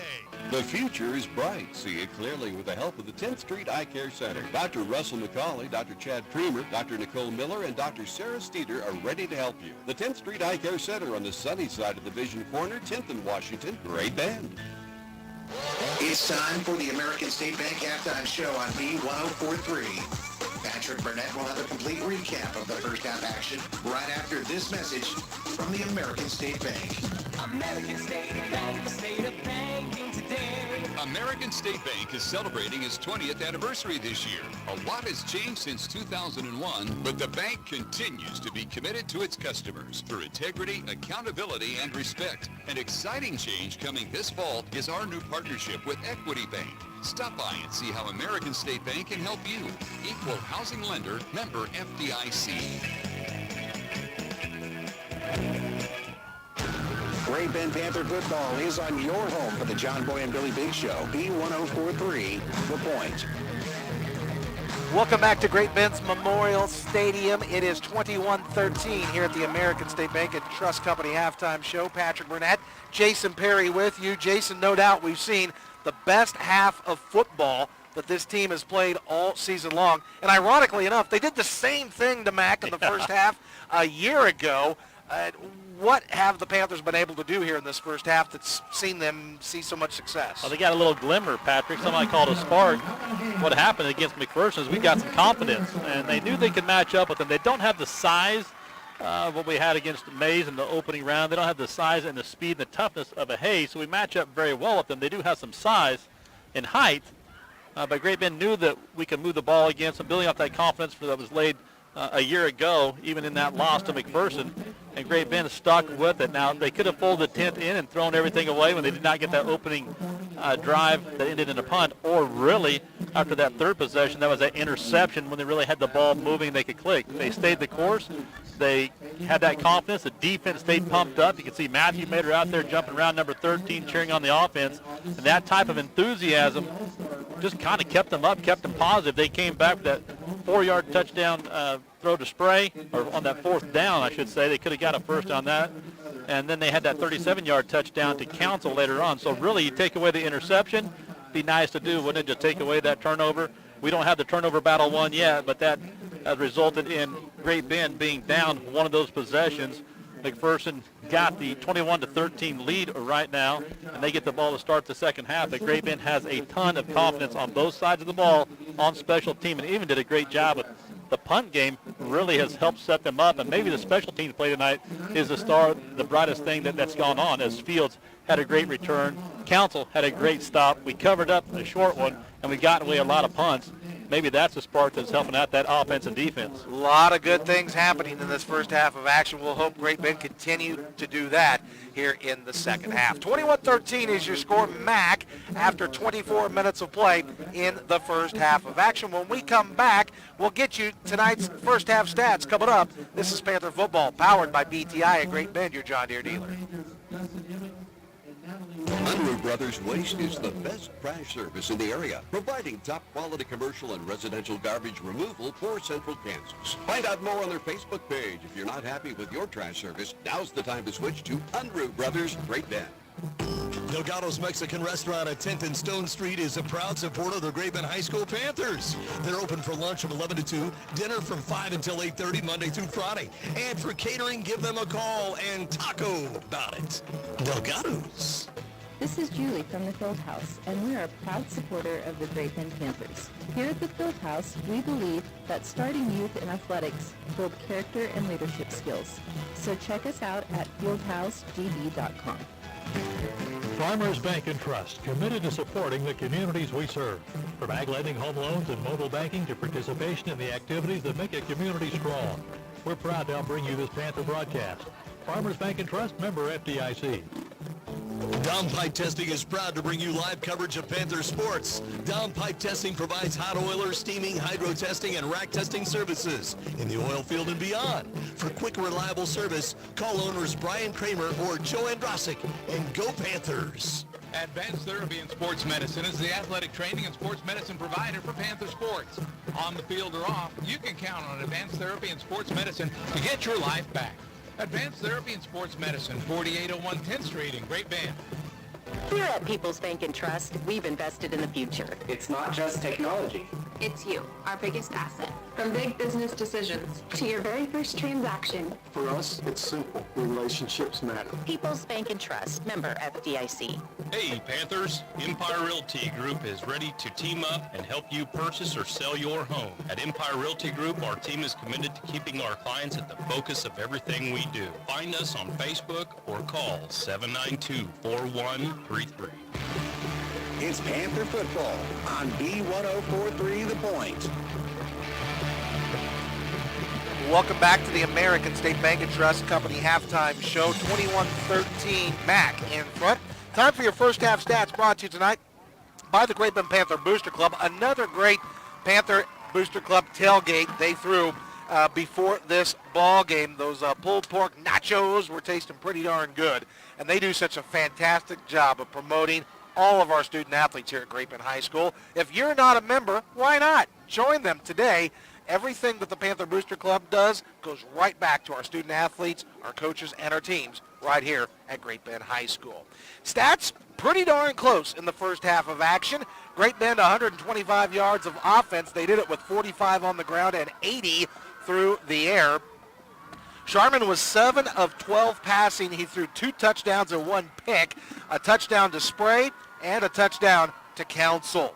McPherson, 137 yards of total offense. They get 92 on the ground, 45 through the air. I got them a perfect 6 of 6 passing. 5 for 5 was Alvord with a touchdown, and 1 for 1 was J10 Gum with a touchdown as well. Individually, the Panthers, Haberman, 3 carries for 5 yards. Caden Sharman, 7 carries, a negative 8 yards rushing. Most of that coming on an errant snap that he had to eat the football for. Cody Miller, 10 carries, 48 yards. Individually for McPherson, Schreiner, 6 carries, 34 yards. Gum, 3 carries, 23 yards. Alvord, 3 carries for a yard. Hoover, 2 carries for 10 yards. And Dukes, 2 carries for 24 yards. Alvord was 5 for 5. Gum, 1 for 1 passing. I show Mack with 6 first downs, the Panthers with 1. Both defenses did have a quarterback sack in the first half. The only turnover was the Panthers with an interception that led immediately to Mack scoring on the next play. 2 penalties called against the Panthers for 20 yards, 3 penalties called against McPherson for 40 yards. I've got the Panthers 1 of 7 in third downs. That is 14%. The Pups 1 for 3 for 33% in that first half of action. As we take a look at Kevin Henderson's tackle chart here in this first half, leading the way for the Panthers, Paco Hernandez, Jonathan Randall, each have 3 tackles apiece. Joseph Mader with 5 to lead the Panthers. Scott Heilman had that big quarterback sack. Leading the way for McPherson, Colton Pearson, their safety, he's got 7 tackles in the first half. Aiden Hoover, he's the one that had their quarterback sack and a brilliant interception that he skied to bring in. Chase Manier has 5 stops as well for the Bull Pups. Here's your scoring in the first half. It was Mack who scored first at the 4:36-minute mark on a 7-yard touchdown run by Hoover, capped off a 5-play, 55-yard drive that took a minute 29. The PAT was good. Mack then would cash in on a Panther interception on the very next play. It was a little hitch and pitch kind of a touchdown throw as Gum, the running back, pitched it down to the field to the wide open Johnson for a 47-yard TD pass with a minute 55 to go in the quarter. Kick was good to make it 14-0. Then Great Bend would get on the board with their first points of the year. It was an 8-play, 46-yard drive that took 3 minutes and 40 seconds, capped off on a 4-yard touchdown pass from Sharman to Spray, the first of Sharman's career at the 10-15-minute mark. The kick was good to make it 14-7. Then Mack would come right back on a 6-play, 55-yard drive that took a minute 31. That was an 8-yard touchdown pass from Alvord to Buckby at the 5:19-minute mark to make it 21-7. And then the Panthers will get the final score of the half on a beautiful 33-yard touchdown pass from Sharman to Council. Sharman threw it up. Council climbed the ladder, brought it in amongst 2 pups, capped off a 7-play, 63-yard drive that took 3 minutes and 7 seconds. The PAT was blocked. It's 21-13. That is your halftime score. That's your game stats brought to you by the Great Bend Panther Booster Club. 21-13 Mack. We'll take a look at scores in Kansas coming up with more coverage of Panther football powered by DTI at Great Bend, your John Deere dealer. The trouble with the future is that it keeps getting closer and closer. It is important to begin developing a plan today. At Edward Jones Great Bend, they like to look at your individual needs before anything else. Call Todd Armitage, Jim Bopat, Chris Sundahl, or Jim Armitage at Edward Jones Great Bend today. If you can't move very well, you don't feel good. If you don't feel good, you can't function at your best. Maybe it's time to see Dr. B at Bugles Night Chiropractic. Stop by at 1309 Williams in Great Bend. Bugles Night Chiropractic. People who care. The Great Bend Co-op supports all of the students of USD 428 in academics, activities, and athletics. Your hard work pays off, and you represent our community so well. Backing every Panther, every day. The Great Bend Co-op Association. 51% of the student body at Great Bend High School participate in athletics. 78% of those athletes take part in a strength conditioning class. 55% are on the honor roll. Grade point average, 3.3. Great people, great schools, great place. USD 428.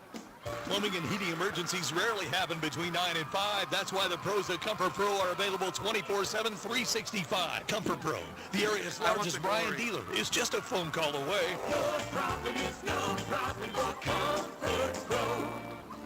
Tooth loss is no laughing matter. Dr. Joe Rosenberg can fit you with conventional dentures or mini implants for single tooth loss. No pain, just gain. Keep your smile. Dr. Joe Rosenberg Family Dentistry in Larned, St. John, and Great Bend. And University of Kansas Health System medical experts in Great Bend are here to keep your athletes in the game. And when they get injured, we'll help get them back in the game. Go Panthers! Sutherland staff and knowledgeable experts can help you plan any project. When it comes to home improvement and building materials, remember Sutherland's of Great Bend, a proud supporter of Panther sports. Sutherland's helping America build it better since 1917. The official home of Panther football, B1043, The Point.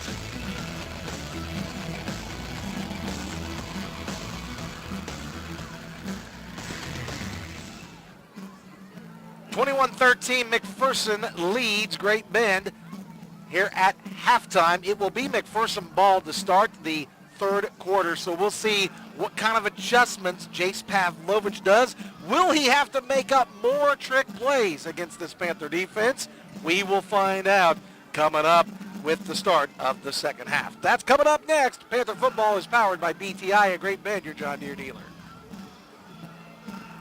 This is Eric from Pizza Hut, inviting you for a great dine-in experience with the new fast lunch menu designed to get you in and out faster than a fast food drive-thru, and a hospitality experience designed to exceed your expectations at every turn. And remember, no one out-pizzas the Hut. Nextech's robust broadband network will keep your home or business connected to what matters most. Visit nextech.com to find out more. And join us as we wish the area athletes a successful season. Nextech, a legacy of connectivity.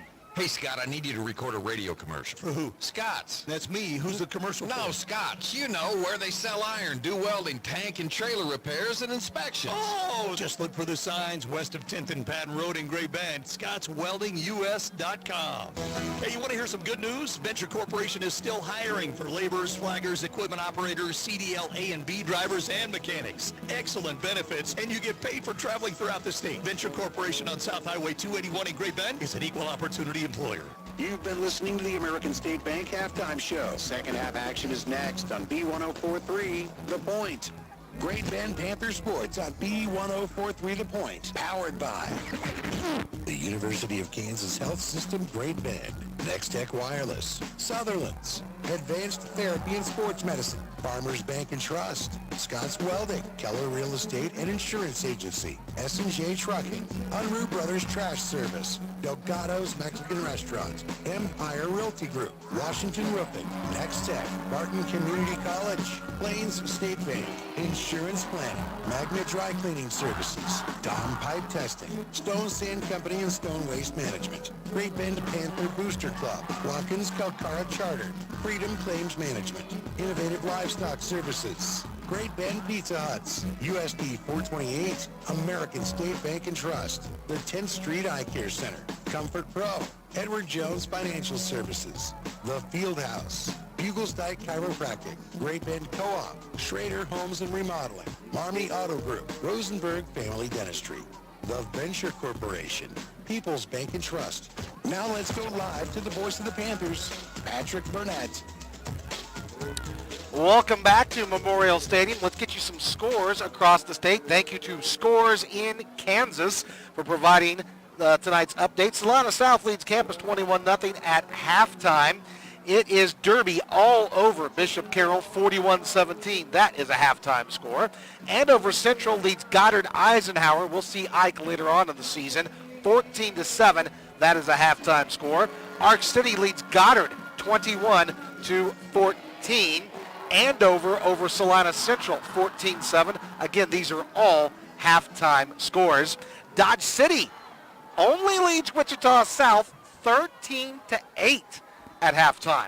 Interesting score there.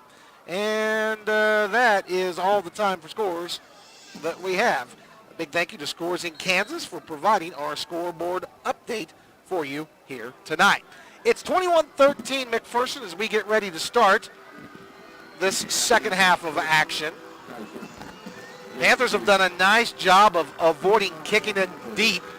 Paco Hernandez has handled the kicking duties tonight for GBHS. So, Jason, we will see Mack now driving into the wind. That means the Panthers will have to go into the wind in the fourth quarter. Hey, they got a couple touchdowns going into the wind, so I don't think that's going to bother the Panthers at all. And then Paco lines up with that big left foot. It is going to be a deep kick. It's going to be taken at about the 8-yard line at the 15, 20, 25, 30, and tackled there at about the 33-yard line. That was Jaden Dukes on the return, and Casey Kennedy, the young sophomore, making the special teams tackle for the Panthers. It'll be 1st and 10 Mac at their own 33.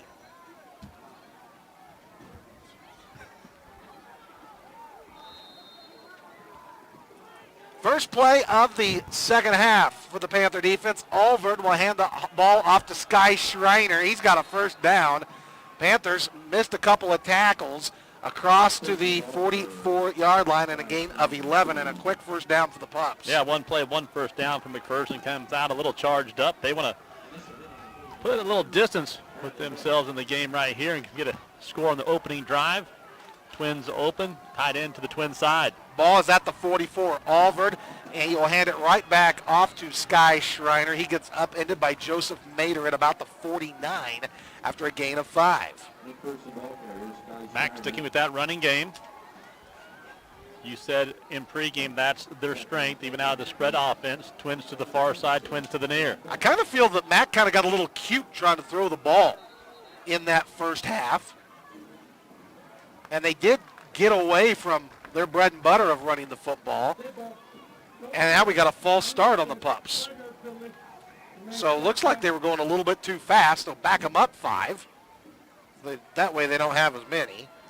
Be first, second down and 10 now from the MAC 44. Ball on the far hash. Twins right. One receiver to the left is Aiden Johnson, who caught a touchdown in half number 1.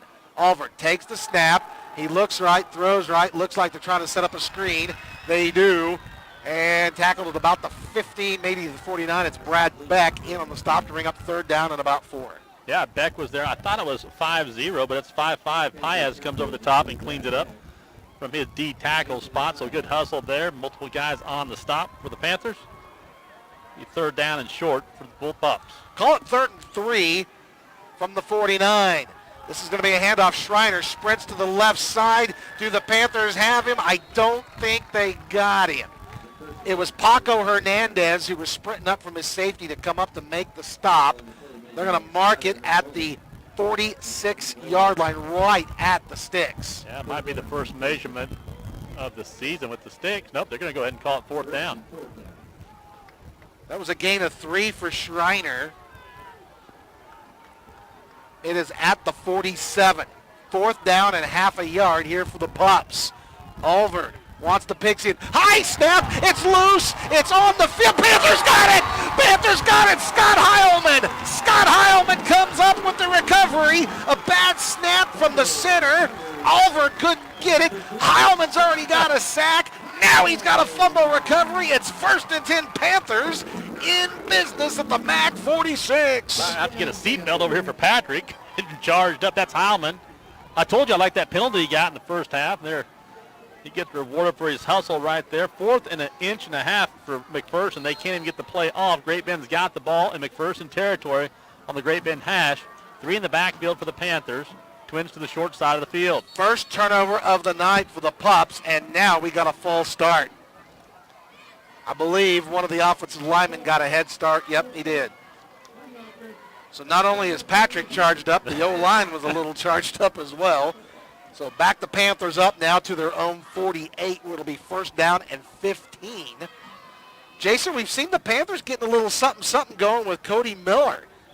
10 rushes, 48 yards in that first half of action. Well, we've seen a bit of the softer side of the MAC defense, not filling every gap, allowing him to have a little bit of a crease to make his own running room back there.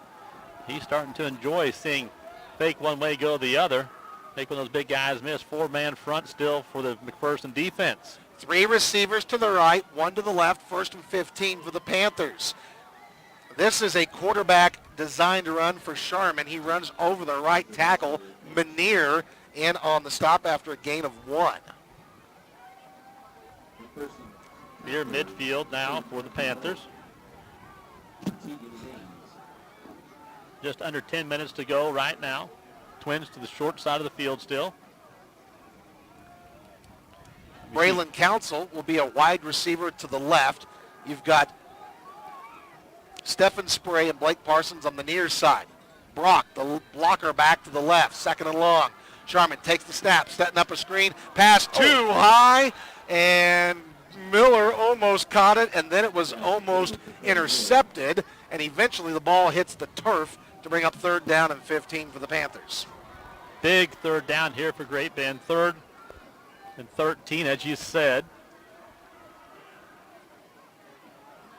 Would like to get most of this right here to make a decision on a 4th down play, but let's go ahead and get the first down. Great Bend needs to get to the MAC 37. They'll snap it from their own 49. Panthers trail 21-13, 9:13 to go, 3rd quarter. Sharman takes the snap, rolls the pocket to the far side, throws on the run. Council's got it, and he's tackled, but he falls forward and has the first. He needed 15 yards and got 16. The Panthers convert on a 3rd and long and are in business. I'll circle that play on your stat sheet, Patrick. This is a drive that started out with the extra 5 yards on the penalty by the Panthers. Able to pick up that tough 13 yards there. Needed 13, got 13 and a half when he rolled forward. So nice hand shown tonight by Council as he is the lone receiver to the wide side of the field now. That's Great Bend sideline. Mack cannot forget where he is at. Ball in between the 37 and 36, 1st and 10 Panthers. Handoff right side Miller trying to pick a hole. Sam Becker from his defensive tackle position right there to wrap him up at the line of scrimmage. Tried the right side and may have eked out a half a yard maybe. Yep, they're going to give him just a little bit.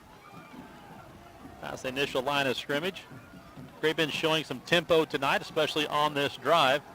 Even with not much of a gain there, offense quickly breaks the huddle, trips to the far side. Council was a receiver to his lonesome to the right, 3 receivers to the left. Sharman looking towards Council. He's going to dial it up for the end zone. Council has his man burnt. He catches it in stride. Touchdown Panthers from 36 yards, and call the radio station.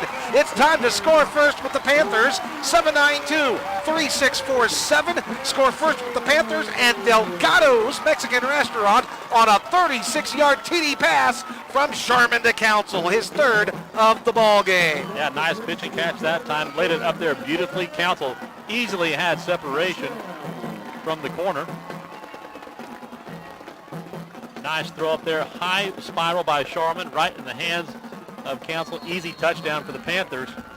That's going to make it 21-19. Great Bend should be going for 2 here to try to tie the ball game up. Yes, they will. Same formation. 3 receivers to the left, Council to his right. Haberman is the tailback on the PAT. Sharman takes the snap, rolls the pocket to the near side, just a little bit too high for Council. It's incomplete, but the Panthers are within 2. 8:07 to go, 3rd quarter, 21-19. MAC. Panther football is powered by BTI, a Great Bend, your John Deere dealer. Beef, it's what's for dinner. America's taste for beef continues to grow, and much of that nutritious product is produced here in our local community. Innovative livestock services, Ward Feed Yard, Great Bend Feeding, and Barton County Feeders are proud to support area athletes in today's game.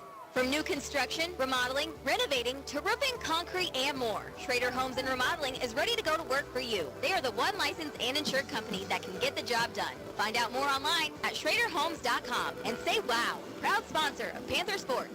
Here at Nextech Wireless, it's BOGO time. Buy the latest and greatest smartphone, get one free. And unlimited data starts at $27 a month. 877-261-2600. We are Kansas. Attention high school class of 2021. It's not too late to enroll for college. At Barton Community College, you can get started online anytime. We have multiple sessions starting throughout the rest of the semester. Visit gobarton.com/online and enroll today. Back to the action with Patrick Burnett and Jason Perry on B104.3 The Point. Schreiner and Dukes back deep to take this kick, and the Panthers will squib it along the ground, and it just ekes out of bounds at the 22-yard line. So Mack will have it 1st and 10 at the 35. But the Panthers have scored 3 times via the air. Caden Sharman, 3 touchdown passes, 2 to Braylon Council, 1 to Stephen Spray. Boy, Council ran a beautiful route that time, Jason. He had his corner all twisted, turned, then he hit the afterburners and caught it in stride for the 36-yard stripe. Oh, you can see it is singled up out there. Just go ahead and go one-on-one, see if he can make a play. Got it to Council, who did thanks the playmaker. He certainly has shown that here tonight on the offensive side. 1st and 10 for Mack. They go back to business. They'll run it off the left side. Forward progress up to the 40. Scott Heilman in on the tackle of Jaden Gum after a gain of 5. Yeah, just keep calling Heilman's name. He's the one that got the fumble set up on the last drive. Made a bunch of plays tonight. Had a couple big hits. 1 near sack tonight. Keep up the work out there for Scott. 7:42 to go, 3rd quarter. 21-19 Mack. 2nd down and 5 pups at the 40. Twins right, 1 receiver to the left. Alvord takes the snap. He looks left, going for Buckby. Help over the top for the Panthers, and it's incomplete. That was an excellent job by Beck, as Brad Beck came over the top, knocked that ball away, as Trey Buckby went up to bring it in, and it falls incomplete for 3rd down and 5. Not a lot of room for Buckby to work over there. Kind of pinched off against the sideline. He slow played it, loped just a little bit. Good help over the top by Beck to break that play up. And Buckby goes to the far side of the field. Now his own sideline. Looks like he'll be the single receiver over there. 7:27 to go. Clock stopped after the incomplete. 3rd and 5 for Mack at their own 40. Twins left. As Jason said, Trey Buckby to the right. Now motion man. They pitch it to him on the jet. Panthers got it defended well. Panthers will drop him right at the line of scrimmage. So that'll bring up 4th down and now 6 as it's a loss of a yard on the play. Yep, Hernandez looks like goes back deep. Remember, they are usually in a quick punt formation. 4th and about 5.5. We call it 6 yards for McPherson. I've got Mack now 1 of 5 on 3rd downs tonight. Great job by the Panther defense. Good snap back to the punter. Gets a nice high spiraling punt. Paco Hernandez asks for a fair catch, and he's granted and hauls it in at the 24-yard line. We're going to be 1st down and 10. Panthers with 6:45 to go, 3rd quarter, trailing at 21-19. Jason, the Panthers have got all the momentum so far here in the 2nd half. This would be the first opportunity for them to score and get the lead for the first time tonight. Yeah, and they've got a lot of positivity on that side of the ball. Both sides of the ball, actually, all facets of the game. You can just see the pep in the step of the offense as they break the huddle on the sideline. That's going to be Steph Spray in the twin set over here. That's Council to the far side of the field. Cody Miller will be the tailback. He stands behind Sharman, 1st and 10, Panthers 24. Miller going to work, trying to pick a hole across the left side. Not a whole lot doing.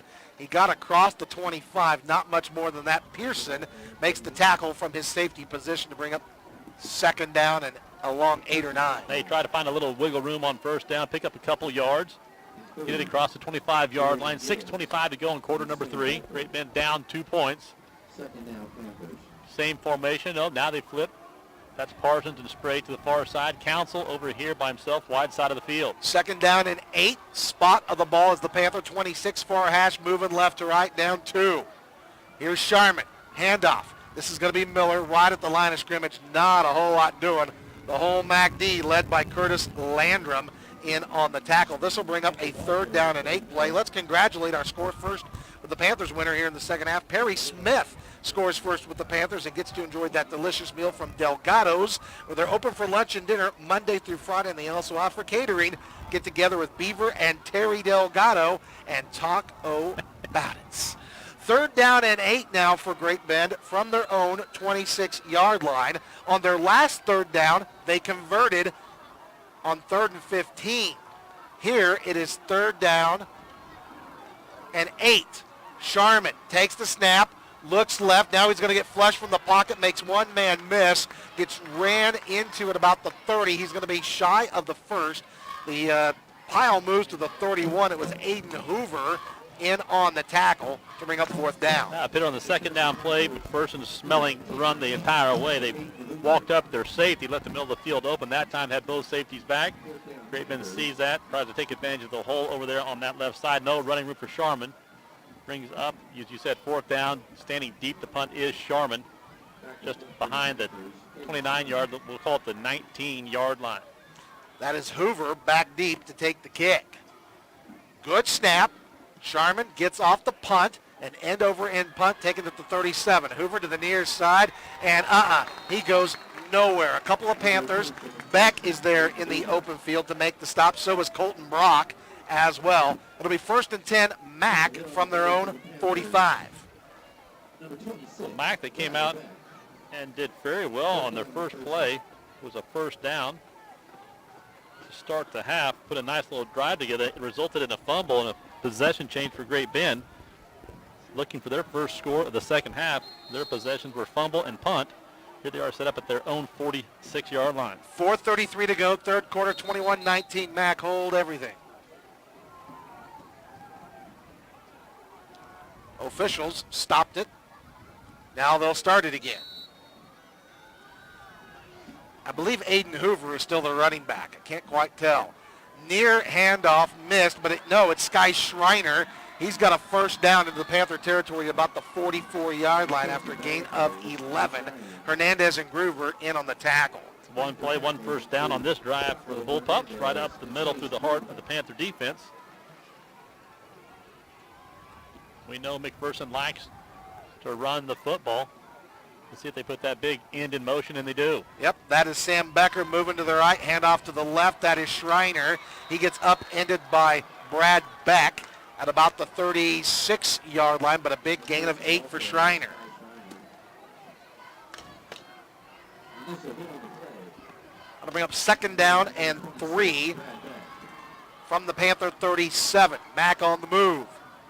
Alvert, high snap, brings it down to Schreiner. He bounces it outside, now cuts back inside, has a 1st down at the 30-yard line after gain of 7. Wadle in on the tackle, but the Pups move the chains. Yeah, a good cut back there by the back from McPherson.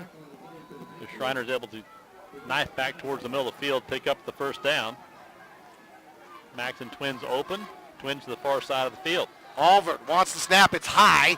He brings it down, feeds it into the belly of his back. He runs into Paez at about the 25-yard line. Well, when you're seeing high snaps, Patrick, out of this, the center's grabbing the nose of the football and just flicking it back.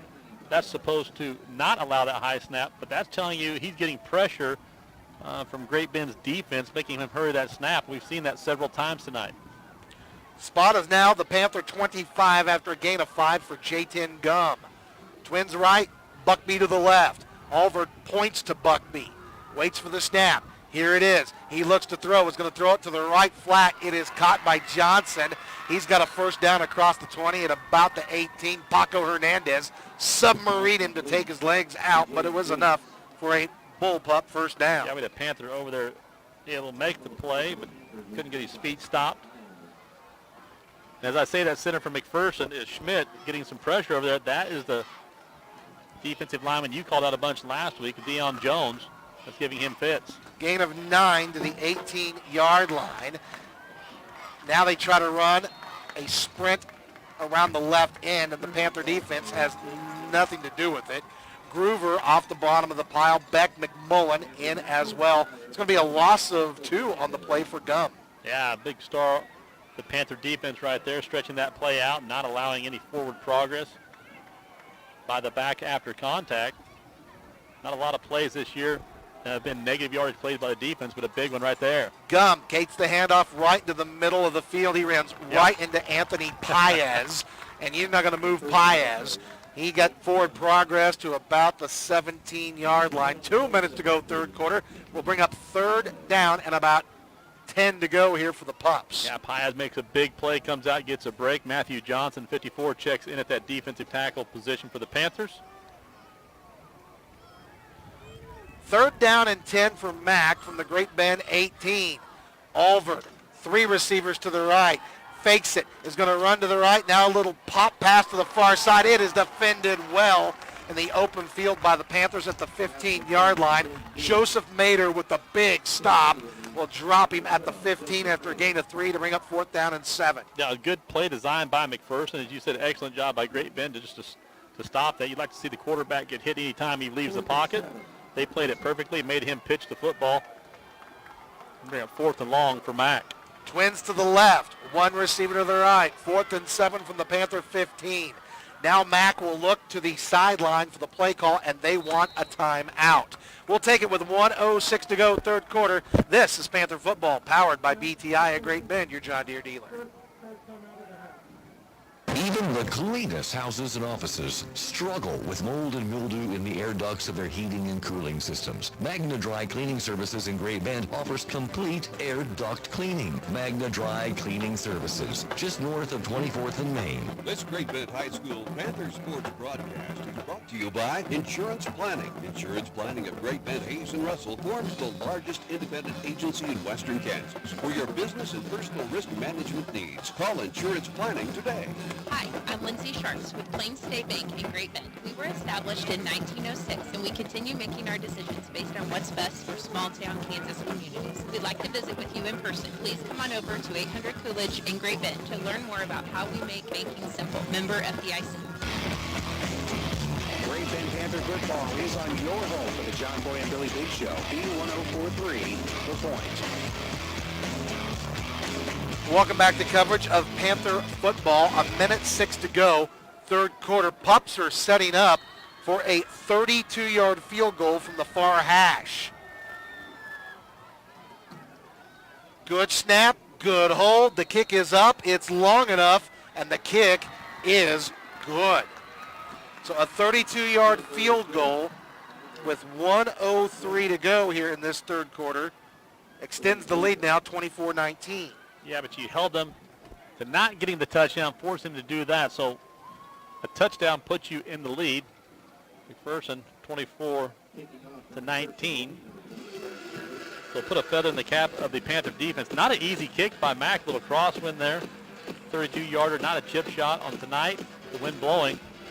Make sure you get this ball corralled. They've tried a couple short little pooch kicks trying to get that ball back. Make sure it clears the first level if you're the Panther.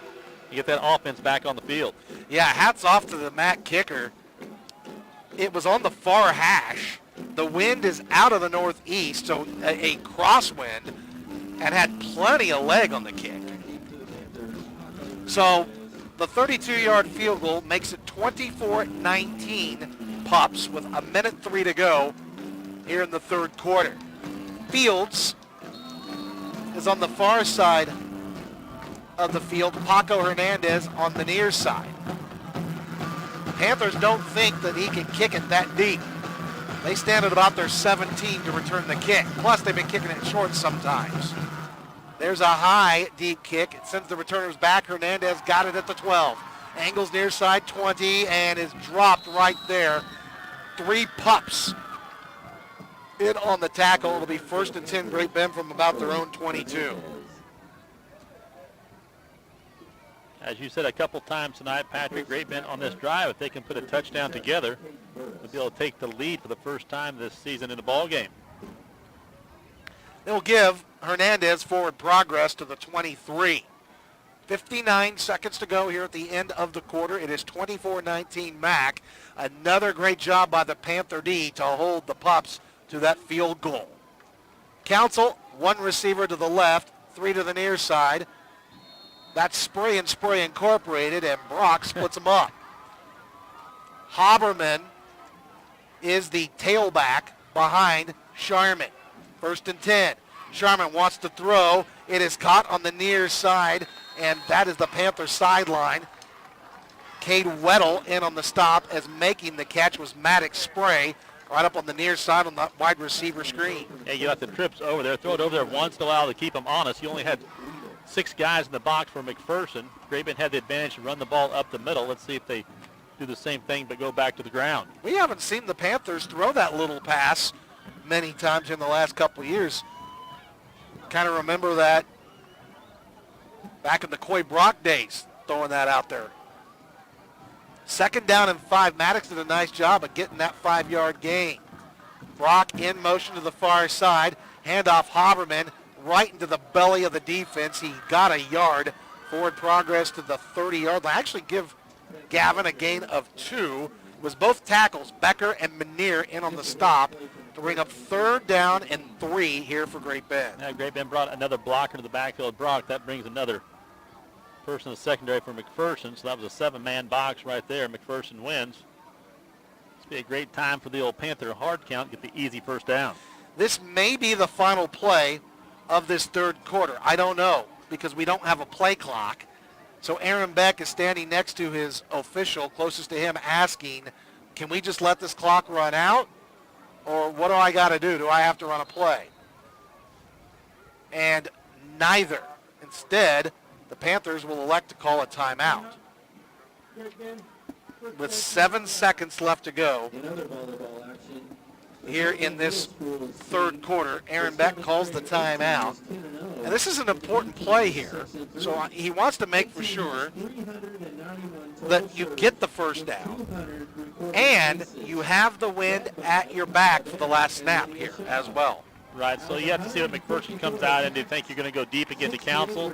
Try to draw them off sides, like I said, get that easy 5, then you don't have to worry about it. So I try to get a lot more than 4 yards here. A little deeper. So we'll see what the Panthers have drawn up here on this 3rd down and 3 play from their own 30. This will be their last snap going left to right, more than likely, even if they get the 1st down. Twin receivers to the left. Parsons is the lone receiver to the near side. Colton Brock will line up as the blocking back to the right. Gavin Haberman is the tailback. 7 seconds to go. Panthers trail 24-19. Brock in motion to the left. Sharman takes the snap, looks left, throws left. It's Council on a receiver screen, and I think he's got the 1st down. Yeah, he does. Across the 30 to the 31. Jason says no. Oh, you're right. I was looking at the wrong line. Back to the line of scrimmage. So he got back to the line of scrimmage. Panthers didn't get it. It'll be 4th down. As we start the 4th quarter, 24-19, Mac. Panther football is powered by BTI, a Great Bend, your John Deere dealer. Freedom Claims Management Incorporated proudly supports Great Bend Panther sports. Let the experienced and dedicated staff at FCMI customize a health insurance plan that fits your business needs. Whether you're a large corporation or small business on Main Street, Freedom Claims Management Incorporated has you covered. Keller Real Estate and Insurance Agency is proud to support this Panther broadcast. If you're looking for residential, commercial, or farm properties, turn to Keller Real Estate and Insurance Agency, 1101 Williams in Great Bend. Get in the game with a new truck. Marmy Auto Group is a game changer in central and western Kansas. See our entire roster of trucks online at marmies.net. For work or play, win with the Marmy team for the best deals on trucks. Marmies, make it happen. Do you need some trees removed, fill dirt or rock for landscaping or a driveway? Maybe you need some demolition work done or a giant waste container. Whatever the job, make the call to Stone Sand Company and Stone Waste Management, 421 Washington Street in Great Bend. It's Panther football on B1043 The Point. Start of the 4th quarter, 24-19 McPherson. 4th down and 2 for the Panthers. They'll snap it from their own 31. Panthers in pump formation. Low snap. Sharman cannot pick it up. He will try to get rid of it, makes a man miss. Now punts it.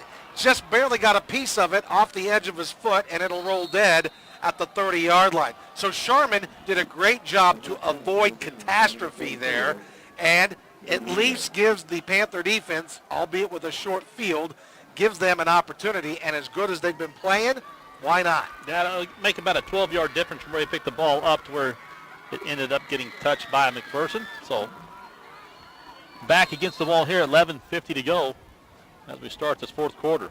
So Mack goes back to work with a 24-19 lead in a short field.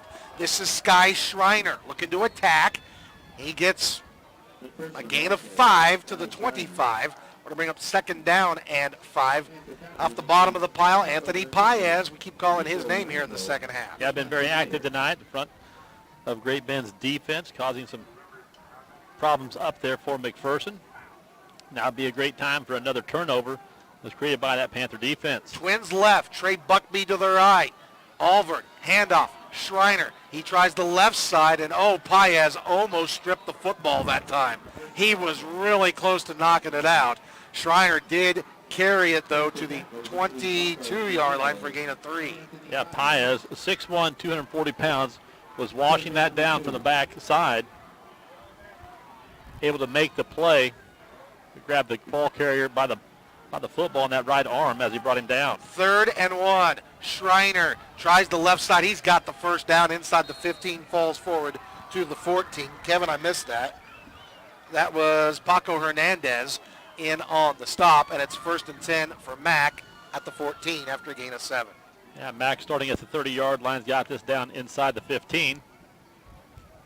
Great Bend's got to find a way to stop McPherson. They held them to a punt 2 possessions ago, a field goal the last possession.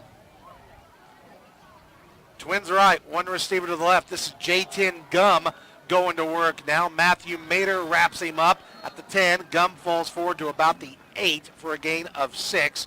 Here comes some reserves onto the field now for the Panthers. Yeah, Gruber checks in. Johnson checks in at the defensive line.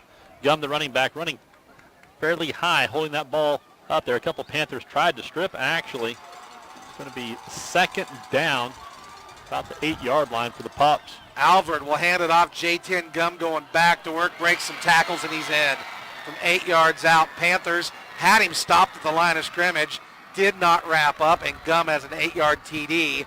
And Mack now leads it 30-19, 9:59 to go. Well, 30-yard drive on that short field.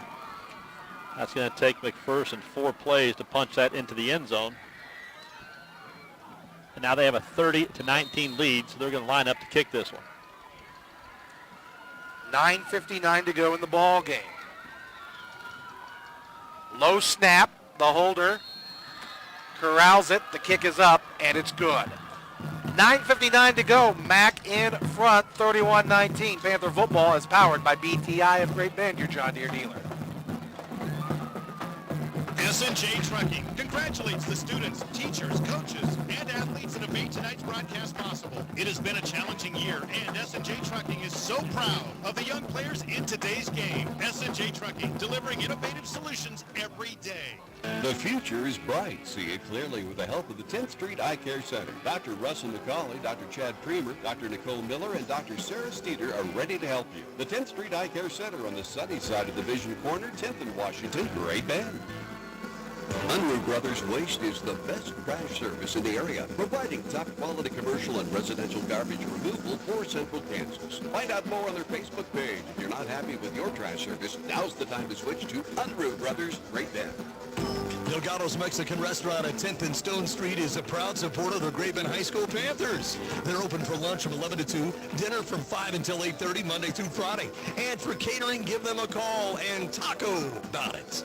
Delgado's. Back to the action with Patrick Burnett and Jason Perry on B104.3 The Point.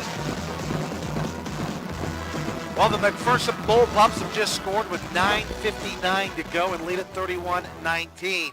Paco Hernandez takes the kick on the hop, makes one man miss, gets across the 25 to about the 26-yard line, and that's where the Great Bend offense will take over. First down and 10. So they find themselves down 31-19. They got a little work to do, plenty of time. They had plenty of good things on both sides of this football, Jason, so no need to panic here. They just need to get a good, nice drive down the field and get some points. Now, little panic by me. Paco let that ball hit the turf and tried to play it on the bounce, and that was number 17 that delivered the hit. Pellner hustled down. He's made a couple special teams as the flyer, the headhunter for McPherson tonight, and that was a big shot. He delivered a number 2 for the Panthers as Maddox Spray is spread out wide by himself to the McPherson sideline. Sharman will send Council in motion to the far side. Sharman rolls to the right, is going to throw back to the left, and the timing was a little bit messed up that time, as Colton Brock was the intended receiver. Cade Wadle was the linebacker who was covering him, and it falls incomplete. Yeah, floated that back to the backside, and kind of skipped a beat there. He's like, that ball's hanging there for a long time. McPherson could not get to it. The ball was out of bounds in addition to that, but just a little scary there to open that up, trying to get that screen set to the backside to the 3-receiver set. Second down and 10 now for Great Bend at their own 26, going into the wind here in the fourth quarter, right to left towards the north goal. One receiver to the right, twins to the left. Miller is the tailback. Colton Brock, the blocking back. Second down and 10. Brock in motion to the right. Hold everything. There's flags. We got a false start called against Great Bend. I think that's the third false start penalty we've seen tonight. Fourth of the game, 30 yards penalized for the Panthers. Well, the last time we had a false start in this half, that resulted in the touchdown scoring drive for Panthers. So let's hope that translates into another one as the ball is placed at the 21-yard line. 9:50 to go in the game. It is 31-19 McPherson. Braylon Council, a wide receiver to the right, 3 receivers to the near side. Miller stands right behind Sharman in the pistol. Second and 15. Sharman rolls to the right, gets a block, throws. It is up. Is it caught? Yes, it is by Braylon Council, right in between 2 men. And there's a Panther that is still down at about the 17-yard line. So Council brought it in on the McPherson side of the field at about the 33 or the 34. So Braylon Council getting it done tonight for the Panthers. Well, by process of elimination, looks like that could be the right tackle, which would be Schaefer. Well, a gain of 12 yards on the pass from Sharman to Council. This will bring up a 3rd down and 3 for Great Bend from their own 33-yard line.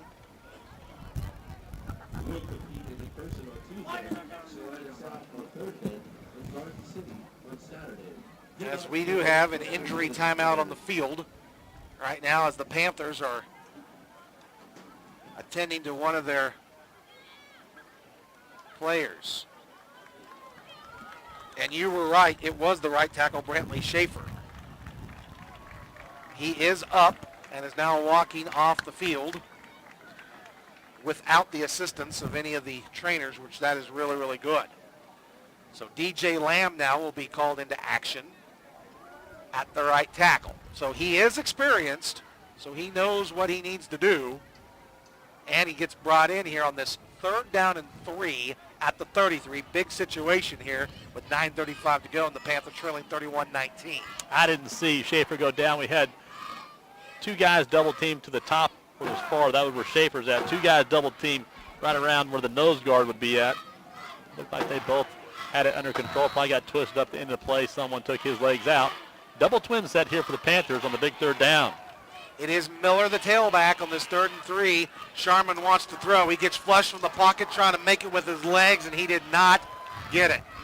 May have gotten back to the line of scrimmage, trying it on the right side. 9:26 to go. Panthers are down 31-19. Big 4th down right here if they choose to go for it. Sharman gained a yard to bring up 4th down and 2. Spot will be the Great Bend 34, ball in the far hash. Let's see if Aaron Beck calls a timeout to think about this. Nope, he's going to go ahead and send the play in. 4th down and 2 for the Panthers at their own 34. One receiver to the right, twins to the left. Sharman gets the snap, rolls to the near side, still rolling, throws on the right, and he threw it out of bounds. He just threw it out of bounds on this 4th down play, and the Panthers give the ball up at the 34. I wonder if Caden didn't realize that was 4th down. Well, he had pressure from the backside from a couple different spots and probably just lost a little bit of track as he's sprinting out to that side. But at that time, you have got to try to thread the needle, make something happen, maybe get the pass interference call if nothing else. But McPherson, who was set up on the 30-yard line their last drive, is going to be pushed back just a bit further to the 34 on this one. Here comes Mack, 1st and 10 now at the Panther 34. They're going to try to stick the dagger in the heart of the Panthers. They go right back to that running attack off the left-hand side. It was Joseph Mader in on the stop of Sky Schreiner. Well, now you're going to see McPherson just try to pound the football, run the clock out as they have a 2-possession lead. Gain of 2 for Schreiner. 2nd down and 8. Schreiner remains the tailback. Now Mack is probably going to try to bleed the clock here with 8:15 to go and a 31-19 lead. Tight end right. High snap. Alvord feeds it, though, into the belly of Schreiner. He gets forward progress. Again, it's Paez going for the ride to about the 26-yard line to bring up a 3rd and short. McPherson has been lucky about 6 times on those high snaps. The quarterback able to corral it. Well, they mark them a little bit shorter than where I thought they were. I thought it was 3rd and maybe a 1. It's about 3rd and a long 3. 101 yards rushing for Schreiner now on the night. Alvord takes the snap, quarterback run to the right, lowers his shoulder, falls forward, and he's got the 1st down by a yard. Paco Hernandez in on the stop at the 24. He needed 2. He gained 3. It's a 1st down for the Pups.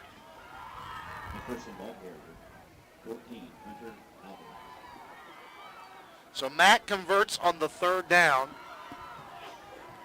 1st and 10 now at the Panther 24. Alvord loses the football, gets it back, and the Panthers missed an opportunity there. Well, I don't want to say that they missed the opportunity. The ball just didn't bounce their way. That's the more correct way of saying that. Ball back to the 26. Hey, that's happened so many times in the last 2 seasons. Ball hits the turf. That thing with the points on both ends takes a perfect bounce right back into the hands of the McPherson quarterback. 2nd down and 12. Clock inside 7 minutes to go. Panther trail 31-19. J10 Gum back to work. Gaping hole. He runs over 2 Panthers and is inside the 10. This is where that stable of running backs comes in handy for the Pups as they're wearing down the defense. It'll be 1st and goal from the 7.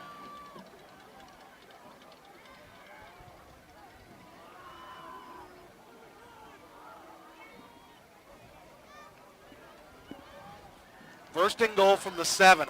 Alvord feeds it to Gum. He steps to the left, pile moving towards the end zone, and now the Panthers will win it as they drive Gum back to about the 2-yard line. It'll be a gain of 5 for J10 Gum. Clock now rolling at 6 minutes, 30 seconds. Bring up 2nd down for McPherson and goal. And we got another Panther that's down. This time it's Matthew Mader, middle linebacker for the Panthers. The clock will stop with 6:25 to go. He's got his left leg up in the air. Hopefully this is just a cramp and they can get him stretched out. It'll be 2nd and goal from the 2 for the Pups. They're trying to go for the knockout punch here with 6:25 to go. The Panthers trail at 31-19. Have played pretty doggone good tonight.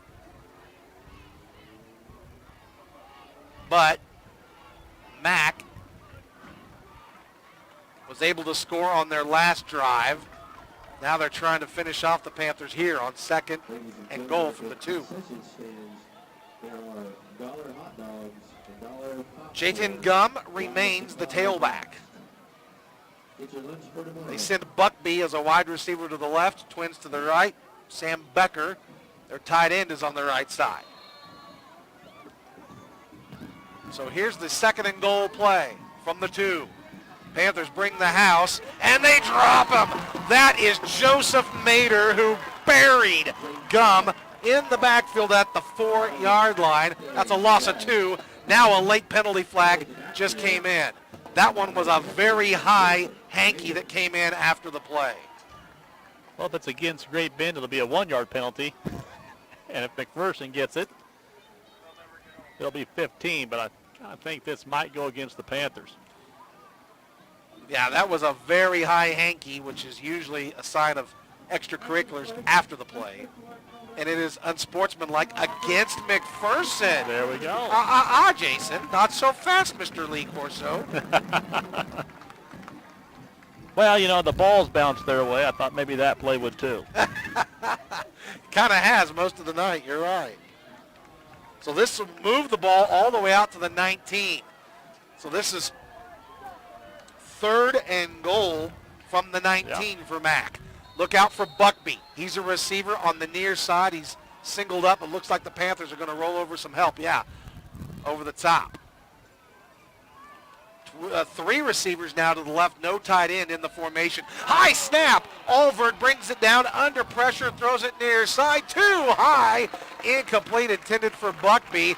That was Scott Heilman back there in the backfield after the high snap. Boy, they've had several bad snaps tonight from center to quarterback. Again, that's the center grabbing the nose of the football. Supposed to eliminate some of that. So if the field goal unit comes on, which looks like they might, around a 37-yard field goal. And they've already made one from 32. Well, the spot is the 19, but the officials cheat them out of a yard and move it to the 18.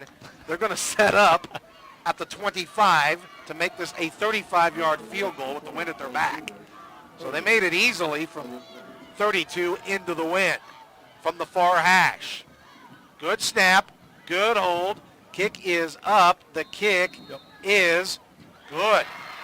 35-yard field goal. Pups now lead it 34-19, 5:57 to go. This is Panther football, powered by BTI at Great Bend, your John Deere dealer. This is Julie from the Field House, and we are a proud supporter of the Great Bend Panthers. Here at the Field House, we believe that starting youth in athletics build character and leadership skills. So check us out at fieldhousegb.com. Farmers Bank and Trust, committed to supporting the communities we serve. From ag lending, home loans, and mobile banking to participation in the activities that make a community strong. We're proud to help bring you this Panther broadcast. Farmers Bank and Trust, member FDIC. Down Pipe Testing is proud to bring you live coverage of Panther sports. Down Pipe Testing provides hot oiler, steaming, hydro testing, and rack testing services in the oil field and beyond. For quick and reliable service, call owners Brian Kramer or Joe Andrasic and go Panthers. Advanced Therapy and Sports Medicine is the athletic training and sports medicine provider for Panther sports. On the field or off, you can count on Advanced Therapy and Sports Medicine to get your life back. Advanced Therapy and Sports Medicine, 4801 10th Street in Great Bend. Great Bend Panther football is on your home for the John Boy and Billy B Show. B1043, The Point. 34-19 McPherson, 5:57 to go in the contest. High, short kick. Hernandez takes it at the 19, near side, 25, 30, 35, and tackled at the 40-yard line. The Panthers do have good field position to start this drive with 5:52 to go, down 34-19 here in the fourth quarter. So we'll see if Great Bend can get something going here, as they need to drive 60 yards here to give themselves a chance late in this contest. Twin receivers to the right is going to be Council and Maddox. Spray, Step and Spray to the near side. Miller, the tailback. Colton Brock, the nasty back, to the right. Sharman sends him in motion to the right, 1st and 10. Sharman drops back, screen pass is knocked out of the air. That was a really nice play by Darian Gibbs. They've moved Gibbs. He's been going both ways tonight. He knocked it out of the air on the screen pass attempt. Yep, Gibbs, one of the taller players on the team there, able to get his hands up and knock that down. So that's going to stop the clock for Great Bend, 5:47. They didn't move quickly. Try to get some more points on the board. But that's going to be a long shot. Great Bend with the clock stopped, taking their time to get the play call in. Twins right, one receiver to the left. 2nd and 10. Sharman takes the snap, a little play action, looks right, throws right, cancels, got it to the 45, squirts between two, and then gets blasted at about the MAC 47-yard line, a gain of 13 and a first down for the Panthers. And I think we're going to have a MAC player down. Let's see if he gets back up. He took the brunt of his teammate on that tackle. It'll be 1st and 10 for Great Bend from the McPherson 47-yard line. So Mac takes out one of their own on some friendly fire. And while we've got this moment, let's pause 15 seconds for station identification. Panther football is brought to you in part by BTI at Great Bend, your John Deere dealer. This is GBHS alum Taylor Calcaro, Watkins Calcaro Law Firm. We are full of Panther pride and are glad to call Great Bend home. Your home for Panther sports is B1043 The Point, KVGB, Great Bend. Go Panthers! Welcome back to Great Bend's Memorial Stadium. 5 minutes, 41 seconds to go here in the ball game, 34-19. And we got a McPherson Bull pup down. Jason, you think this one might be a pretty serious injury for the pups? Yeah, I think we can't see on the backside. He was moving around fine and motioning with his right hand to something on his left side. So we're going to say he injured an arm. So, yeah, you're right. They wasted no time asking for the EMS from the Great Bend Fire Department to come onto the field, and now they have joined the young man and the McPherson training staff on the far side of the field. Well, when that happens, usually there's a bone going the different way in the arm. We'll see what they pull out of the bag here, as they're trying to help that young man out and stabilize. We can't get a number because he's to that far side.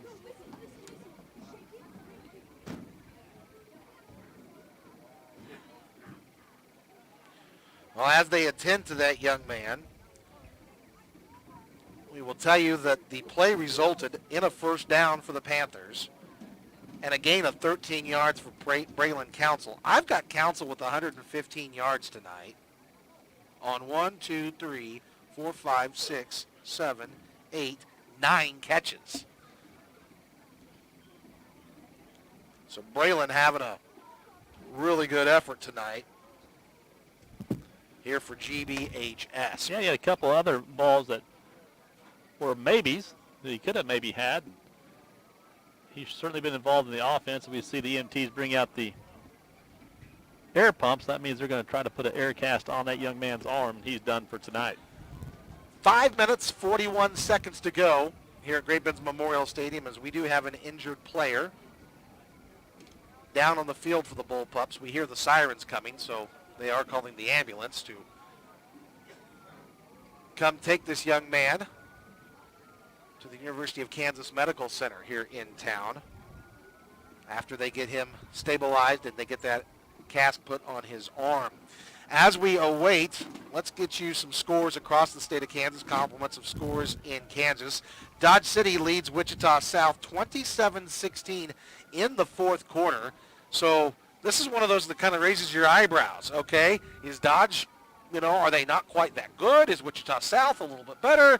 You really kind of don't know, but Dodge, it looks like they're going to be 3-0 going into next week. Salina South leads Campus by the score of 30-0.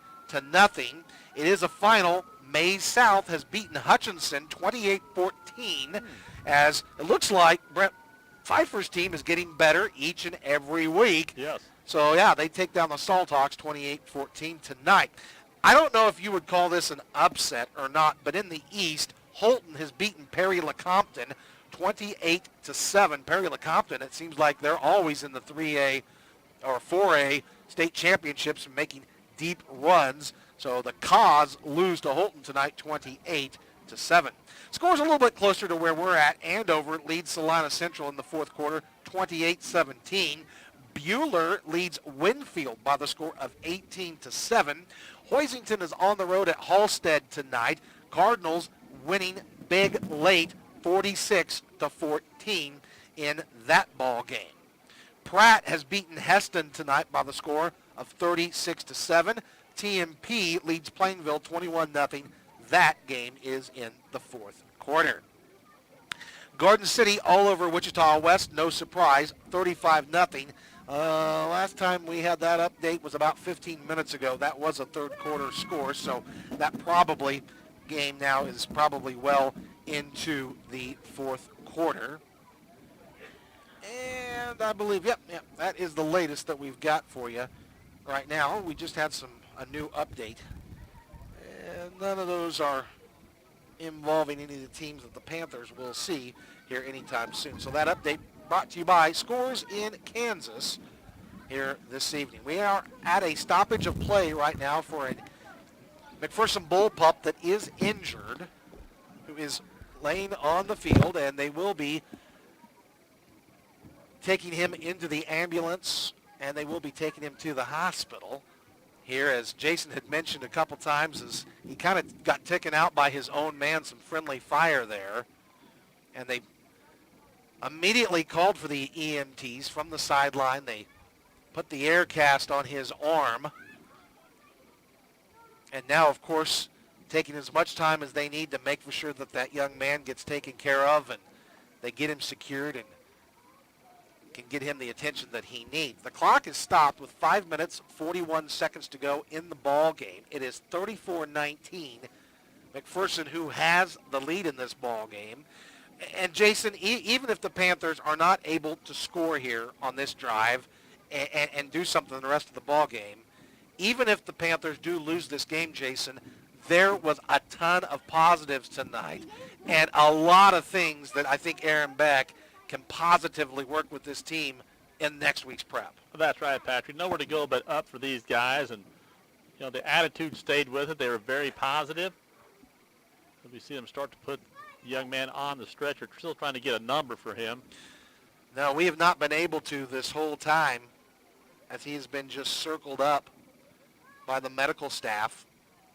They've got him on the stretcher now and are securing him, and with him laying down flat, there's no way for us to really see that jersey number.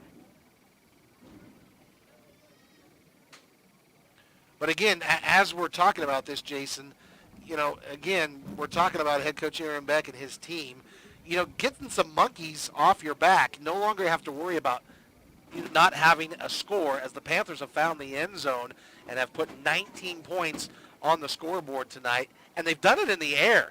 And we're starting to see Caden Sharman starting to evolve and grow as a quarterback. Well, you got to see what happened last week when you just couldn't get a first down and you had to try to run the football and couldn't throw it really well. And, they had several interceptions the week before. Well, Hayes knew it, and they brought the house and stopped the run. Great Bend's had a lot of adversity. They say that builds character, and you learn a lot from a loss. They had a lot of room to grow, probably more than anybody in the conference this year. And they made great strides tonight against not only a quality football team. They come in as the number 1 seed in 4A. Colin Pearson is the young man from McPherson who we finally now can identify as the injured McPherson Bull pup, who will be carted off the field. A nice round of applause for that young man.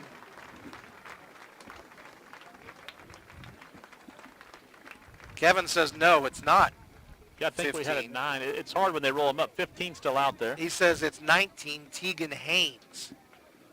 So my apologies to the Pearson family. It sure looked like 15 when they holstered him up, but good job to Eagle Eyes for catching that.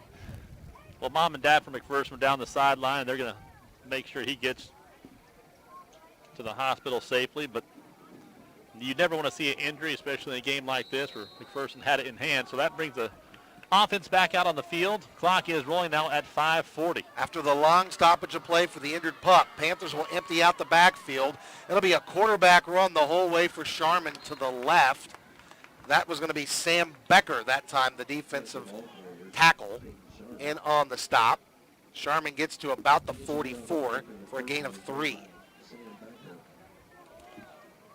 Ball back into the middle of the field, just out past the paw. Great Bend receivers a little bit across the line of scrimmage. They get adjusted. Twins to Great Bend side. That's Council in the slot. 2 backs in the backfield of Sharman. 2nd down and 6 from the Bullpup 43. Sharman takes the snap, looks left, steps up, throws on the run. It is high off of the hands of his intended receiver, Stephen Spray, and then it almost fell into the hands of Colin Pearson. Incomplete to bring up 3rd down and about 6. Yeah, Spray trying to make a move and come back to that football. Just really needs to stop, make that cut, try to get 2 hands on if possible. Don't think he was able to right there, but deflected enough. Could not get intercepted by the safety. Sharman did a nice job, Patrick, standing tall in the pocket. stepping back up towards the line of scrimmage to deliver a ball. He had pressure from both sides. Got that off before he got touched. Maddox Spray, Colton Brock, and Braylon Council, a trio to the right. Stephen Spray to the left. 3rd and 6 from the pup 43. Sharma looks towards Stephen Spray. He catches it on a hitch. Stephen dives forward to about the 41. It's only a gain of 2. Panthers ran the short route that time to cut the deficit down a little bit. This will bring up a 4th down and about 4 play. Yeah, definitely go for it. And Great Bend's going to call a timeout, Patrick. We'll hold it right here with 4:33 to go. To make up 4th down and 4 after the 2-yard pass there to Spray. And the Panthers now down to 1 timeout remaining here in the contest. A week from tonight, Panthers will be on the road at Cape and Mount Carmel. Now, if any of you Panther faithful are going to make the trip to Wichita, the game will be played at Stryker Soccer Complex. That is where Capen has been playing their home games for the last couple of years. Previous to this, they used to play at the old Wichita State Cessna Stadium. So this will be our first time of being at Stryker. So that'll be a brand new venue way out there on the northeast corner of Wichita. So once the Panthers break the huddle, they will have it 4th down and 4 from the bullpup 41 on the near hash. Panthers moving right to left. Out of the gun, Sharman awaits the snap. He's going to roll the pocket to the right, still rolling, throws on the run, a jump ball, and it's almost intercepted. It is incomplete, and the Panthers will give the ball away to Mack with 4:27 to go. Well, not much room there. Triple coverage, really. Still trying to thread in there on 4th down, as he should. Could not come away with it, so exchange offense for defense. And Mack brings their running game we would expect back onto the field and try to put this one to bed. So one of the Panthers injured, Brantley Schaefer. He has not come back into the game and doesn't have his helmet. So we have not seen him re-enter the ball game. Matthew Mader is back on the field for the Panthers at the middle linebacker spot on the defense. 1st down and 10 for McPherson from their own 41. Alvord takes the snap. That's going to be Schreiner off the left side. He's getting forward progress to about the 44. That's going to be a gain of 3. It's going to be Paez and Gruber in on the tackle. Man, Schreiner is kind of their grind-it man. 5, 10, 15, 18 carries tonight for 104 yards. 2nd and 7 now for the Pups from the 44, ball right in the middle of the field. 2 receivers to the left, tight end to the left. Buckby is to the right. Alvord using as much of the play clock as he can. As again, there's no play clock, so he's looking around. Somebody tell me when I need to snap this. He looked to the wide hat. He looked to the back hat, to the back judge now. Takes the snap. Schreiner moves to the left, and Paez absolutely hog-tied him in the backfield. And the referee from the far side comes in, and I think he says Paez got him by the face mask. That's what I saw. It was horse collar up and around. But he had one in front to me, one in the back. Momentum's going. That's just a football play, but that's one that's going to get flagged nowadays. So Paez keep it up, and they get the benefit of the 1st down. Paez is raking up tackles tonight. He and Joseph Mader both have been tackling machines. We've got Paez with about 7 to 8 tackles. Mader's got about a dozen. 1st down and 10, McPherson now from the Panther 41. 3.5 to go in the game. Panthers trail 34-19. All Mack wants to do is run the clock here. Alvord looking at the back judge, and he waits for him to start his count. There he goes. Alford with a handoff. Nothing doing this time as the Panthers are just stacking the box. J10 Gum. It's going to be Wadle and Hernandez combined for the loss. from the 41 back to the 44. A loss of 3 for Gum. Well, as we expect to keep the ball on the ground, keep that clock moving. Great Bend 1 timeout, McPherson with 2. McPherson commanding lead 34-19. Clock at 2 minutes, 40 seconds. Twin receivers to the left, 1 to the right. 2nd down and 13 for the Pups from the Great Bend 44. Alvord with the handoff to Gum. He started right in the middle, comes back to the right. He runs into Mater and back. And about 2 other Panthers combined in on the staff. And the Panthers will call their final timeout with 2:19 to go. We'll take it. Panther football is powered by BTI at Great Bend, your John Deere dealer. Here at People's Bank and Trust, we've invested in the future. It's not just technology. It's you, our biggest asset. From big business decisions to your very first transaction. For us, it's simple. Relationships matter. People's Bank and Trust, member FDIC. Hey, Panthers, Empire Realty Group is ready to team up and help you purchase or sell your home. At Empire Realty Group, our team is committed to keeping our clients at the focus of everything we do. Find us on Facebook or call 792-4133. The trouble with the future is that it keeps getting closer and closer. It is important to begin developing a plan today. At Edward Jones Great Bend, they like to look at your individual needs before anything else. Call Todd Armitage, Jim Bopat, Chris Sundahl, or Jim Armitage at Edward Jones Great Bend today. If you can't move very well, you don't feel good. If you don't feel good, you can't function at your best. Maybe it's time to see Dr. B at Bugles Night Chiropractic. Stop by at 1309 Williams in Great Bend. Bugles Night Chiropractic. People who care. It's Panther football on B1043 The Point. 3rd down and 11 for McPherson from the Panther 42-yard line. 2:19 to go in the game, 34-19 Pups. Neither team has been great on 3rd down tonight.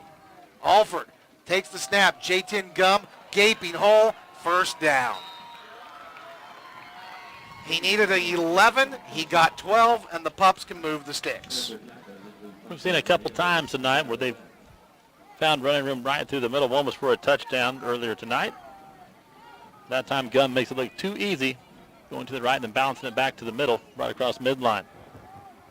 And a 3rd down conversion for McPherson. I've got that as their 4th of the night, making them 4 of 10. I've got the Panthers 2 of 12. Inside 2 minutes now to go.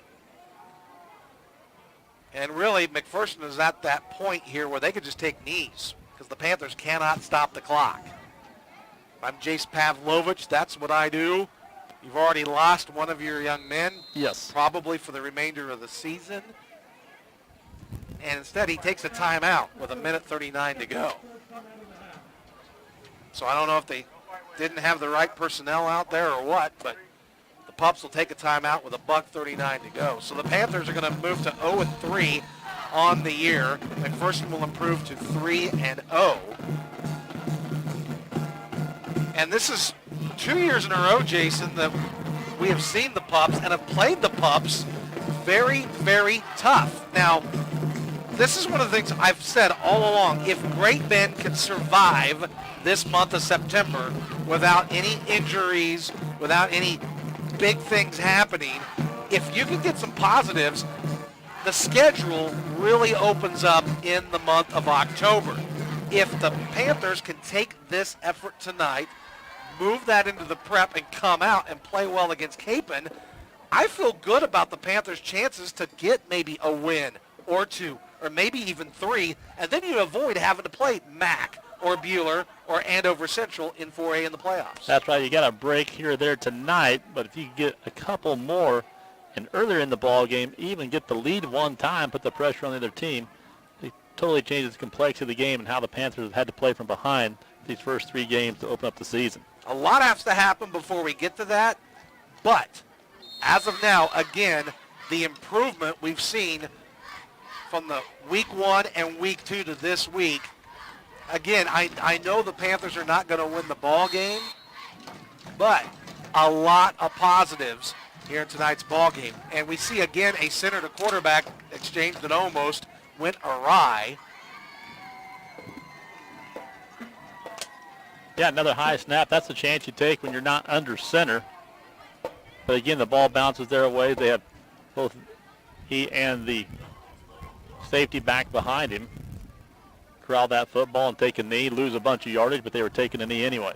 So funny, you know, these teams now out of the shotgun, a lot of times they don't know how to take the knee. Yeah. We've seen quarterbacks go under center and they botch it. So now this kind of is the new way to take the knee is you snap. And again, the center almost airmailed it over Alvert's head. If I'm Hunter Alvert, I'm thinking, goodness gracious, I can't wait for this game to be done because my center has hung me out to dry a lot tonight. Yeah, you know, their coaching staffs will be working on that before next Friday. Just too many high snaps. They should only have to do it one more time, and this game will be over. There's the snap. There's the kneel down, and this game is final. 34-19, McPherson now 3-0 in the season. Panthers fall to 0-3, but again, a lot of positives to talk about. Jason and I will break it down for you coming up during postgame. This is Panther Football, powered by BTI at Great Bend, your John Deere dealer. The University of Kansas Health System medical experts in Great Bend are here to keep your athletes in the game. And when they get injured, we'll help get them back in the game. Go Panthers! Sutherland staff and knowledgeable experts can help you plan any project. When it comes to home improvement and building materials, remember Sutherland's of Great Bend, a proud supporter of Panther sports. Sutherland's helping America build it better since 1917. This is Eric from Pizza Hut, inviting you for a great dine-in experience with the new fast lunch menu designed to get you in and out faster than a fast food drive-thru, and a hospitality experience designed to exceed your expectations at every turn. And remember, no one out-pizzas the Hut. Nextech's robust broadband network will keep your home or business connected to what matters most. Visit nextech.com to find out more. And join us as we wish the area athletes a successful season. Nextech, a legacy of connectivity. Hey, Scott, I need you to record a radio commercial. For who? Scott's. That's me. Who's the commercial? No, Scott's. You know, where they sell iron, do welding, tank and trailer repairs and inspections. Oh, just look for the signs west of 10th and Patton Road in Great Bend. ScottsWeldingUS.com.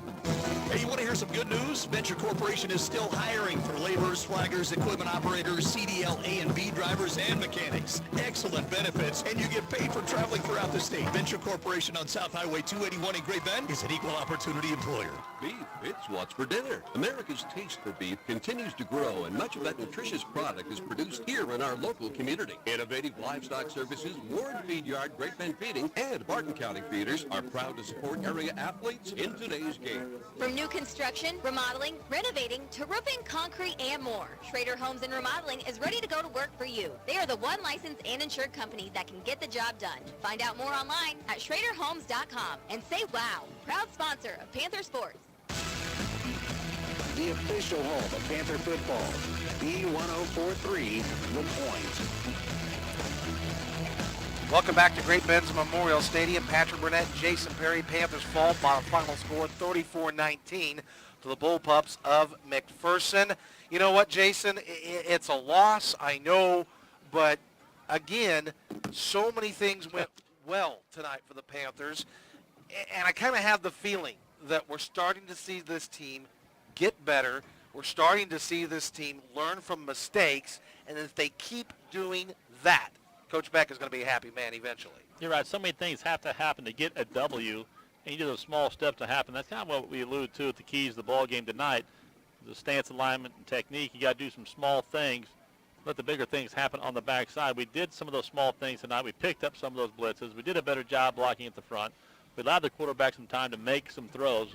And when you can do those things, some good things happen. Great Bend pulled a couple of fail. They tried to go for the two-point conversion that would have tied the ball game up at 21, and that one failed. So they had a couple sixes on the game in the 7.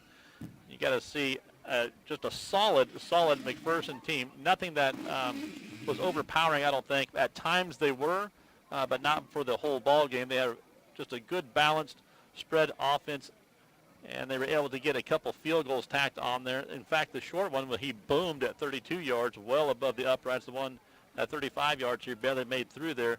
Great Bend's defense came away with a big takeaway on the fumble recovery by just a young man, a senior that played an incredible game tonight, at least on the stat sheet, and that's Scott Heilman, and Paez on the defensive side. Now, we saw those hurried snaps. Well, a lot of that had to do, as I said, with Deion Jones, who you said emerged last week, and the first week had a bunch of good plays last week, several big tackles against Hayes. So you're seeing these guys become more confident, get some game reps. A lot of them missed some of those last year. We still got some youngsters on the team, some inexperience. They put a little bit more of it together tonight, put together just a good football game, didn't come out with the win. As you said, so many positives come out tonight. That's something they can build on. They have not had the last 2 weeks of practice. They've got a little momentum, a little spark on their side going into week number 4. You know, a lot of those positives, a lot of those good things. I mean, it seems like the last couple of weeks we keep talking about the defense. We know the defense is a couple steps in front of the offense. We saw the offense do some really good things tonight, but I specifically want to talk about the defense. Northwest on a couple of plays, tried to move the ball fast on a series or two. So it wasn't like you always had a lot of time to make a lot of adjustments. We saw some other guys come in, get some repetitions on the defensive side of the football. A lot of guys stepped up, made tackles tonight. We saw gang tackling tonight. We saw a team that hit a little bit lower, that we stopped them, made them force some third down plays, some fourth down plays. And they made a couple of those, but the defense stepped up in so many areas tonight compared to a week ago, Patrick. Just hats off to them. They've got to keep it going. It doesn't get any easier next week. That's right. Panthers got to go on the road against a good, well-coached Capon team a week from tonight. 34-19, McPherson gets the win here tonight in Great Bend. When we come back, we'll take a look at tonight's game stats. More post-game coverage of Great Bend Panther football powered by BTI at Great Bend, your John Deere dealer. Here at Nextech Wireless, it's BOGO time. Buy the latest and greatest smartphone, get one free. And unlimited data starts at $27 a month. 877-261-2600. We are Kansas. Attention high school class of 2021. It's not too late to enroll for college. At Barton Community College, you can get started online anytime. We have multiple sessions starting throughout the rest of the semester. Visit gobarton.com/online and enroll today. Even the cleanest houses and offices struggle with mold and mildew in the air ducts of their heating and cooling systems. Magna Dry Cleaning Services in Great Bend offers complete air duct cleaning. Magna Dry Cleaning Services, just north of 24th and Main. This Great Bend High School Panther Sports broadcast is brought to you by Insurance Planning. Insurance Planning of Great Bend, Hayes, and Russell forms the largest independent agency in western Kansas. For your business and personal risk management needs, call Insurance Planning today. Hi, I'm Lindsay Sharks with Plains State Bank in Great Bend. We were established in 1906, and we continue making our decisions based on what's best for small-town Kansas communities. We'd like to visit with you in person. Please come on over to 800 Coolidge in Great Bend to learn more about how we make banking simple. Member Washington Roofing and Insulation is a family-owned company, which has been proudly serving the Midwest since 1979. They are generation strong and proud supporters of Great Bend Panthers sports. Good luck, Panthers. Freedom Claims Management Incorporated proudly supports Great Bend Panther sports. Let the experienced and dedicated staff at FCMI customize a health insurance plan that fits your business needs. Whether you're a large corporation or small business on Main Street, Freedom Claims Management Incorporated has you covered. Keller Real Estate and Insurance Agency is proud to support this Panther broadcast. If you're looking for residential, commercial, or farm properties, turn to Keller Real Estate and Insurance Agency, 1101 Williams in Great Bend. Back to the action with Patrick Burnett and Jason Perry on B1043 The Point. Panthers fall by the score of 34-19 against the McPherson Bull Pups here at Great Bend's Memorial Stadium. Time now for your stats of the ball game tonight, brought to you by the Great Bend Panther Booster Club, proud supporters of all of our student athletes here at Great Bend High School. If you're not a member of the Booster Club, it's easy to join. You can talk to any of the Booster Club board members, or you can stop by the activities office at Great Bend High School. Offense, they got something going tonight, and were able to, again, get some positive things going, and a lot of it through the air tonight. Panthers end up with 226 yards of offense, 61 of those yards on the ground, 165 through the air. Caden Sharman was 14 of 25 for 165 yards, 3 touchdowns, and 1 interception. His favorite receiver on the night, Braylon Council, 9 catches, 145 yards, and 2 touchdowns. The other touchdown caught by Stephen Spray, his first of the season. I've got McPherson, 277 yards of total offense, 220 on the ground, 57 through the air. Alvord was 8 of 10. Gum was 1 of 1 passing. I show Mac with 14 first downs, the Panthers with 9. Great Bend was 2 of 12 on third down conversions for 16%. Mac was 4 of 10 for 40%. Individually on the rushing side of things, Gavin Hopperman, 4 carries for 7 yards. Caden Sharman, 11 carries, 3 yards. Cody Miller, he carried the ball 12 times for 51 yards. For the McPherson Bullpups, it was Sky Schreiner, 18 carries, 104 yards, and a TD. It was Jayton Gum, 15 carries for 79 yards. Alvord, 5 carries for 2 yards. Hoover had 2 carries for 10 yards. Duke had 2 carries for 24 yards in the ball game. Panthers with 5 penalties for 45 yards. I've got McPherson with 5 penalties for 60 yards. Individually, defensively, Panthers led in tonight by Paco Hernandez and also Brad Beck, both with a dozen tackles apiece. Scott Heilman had a quarterback sack and a fumble recovery, so he gets some big stars there as well. And Joseph Mader making the move to change over to defense. He stepped up big tonight with 10 tackles to lead the Panthers. For McPherson, Jace Manier, one of their defensive tackles, he had 9. Sam Becker, the other tackle, had 8. And Colin Pearson, their safety, with 7 to round out the tackles for McPherson.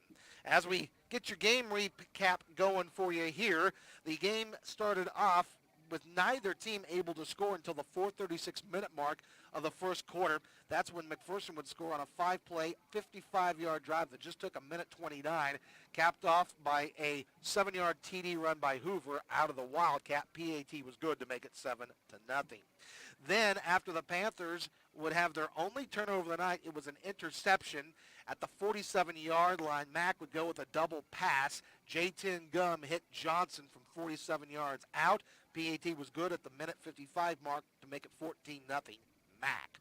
Then in the second quarter, Great Bend had one of their best drives of the season, an 8-play, 46-yard drive that took 3 minutes and 40 seconds a clock. At the 10-15-minute mark, it was Sharman to Stephen Spray on a 4-yard TD pass where the big 6'5 senior jumped up into the sky, pulled it out of the air for the first score of the year. PAT was good to make it 14-7. McPherson would come right back, though, in the next possession. They drove 55 yards in 6 plays, a minute 31, an 8-yard TD pass from Alvord to trade Buckby. The kick was good to make it 21-7 with 5:19 to go before halftime. That's when the Panthers, though, would come back with a really nice 7-play, 63-yard drive that took 3 minutes and 7 seconds, capped off by a very beautiful 33-yard touchdown pass from Sharman to Council. Braylon went right up between 2 pups, pulled it out of the air, fell into the end zone. Touchdown was good at the 2:06-minute mark. The PAT was blocked. It was 21-13. That was our halftime score. Panthers got the first score in the second half. It came at the 8:07-minute mark of the third quarter. A 36-yard touchdown pass from Sharman to Council that capped off a 6-play, 54-yard drive that took a minute 50. Panthers had to go for 2 after getting the PAT blocked at the end of the first half. That pass at an attempt was no good, so it was 21-19 Mack. Then the Pups would score on a 32-yard field goal with a minute 3 to go in the third quarter to make it 24-19. And then a score in the fourth quarter, a 8-yard TD run by Jaden Gum after a short field made it 31-19. They would get another field goal of 35 yards at 5:57 to go for the final of 34-19. But again, a lot of positives in the game tonight. That is your game recap and your game stats brought to you by the Great Bend Panther Booster Club. Stick around. We'll talk to Coach coming up next. This is Panther Football powered by BTI, a Great Bend, your John Deere dealer.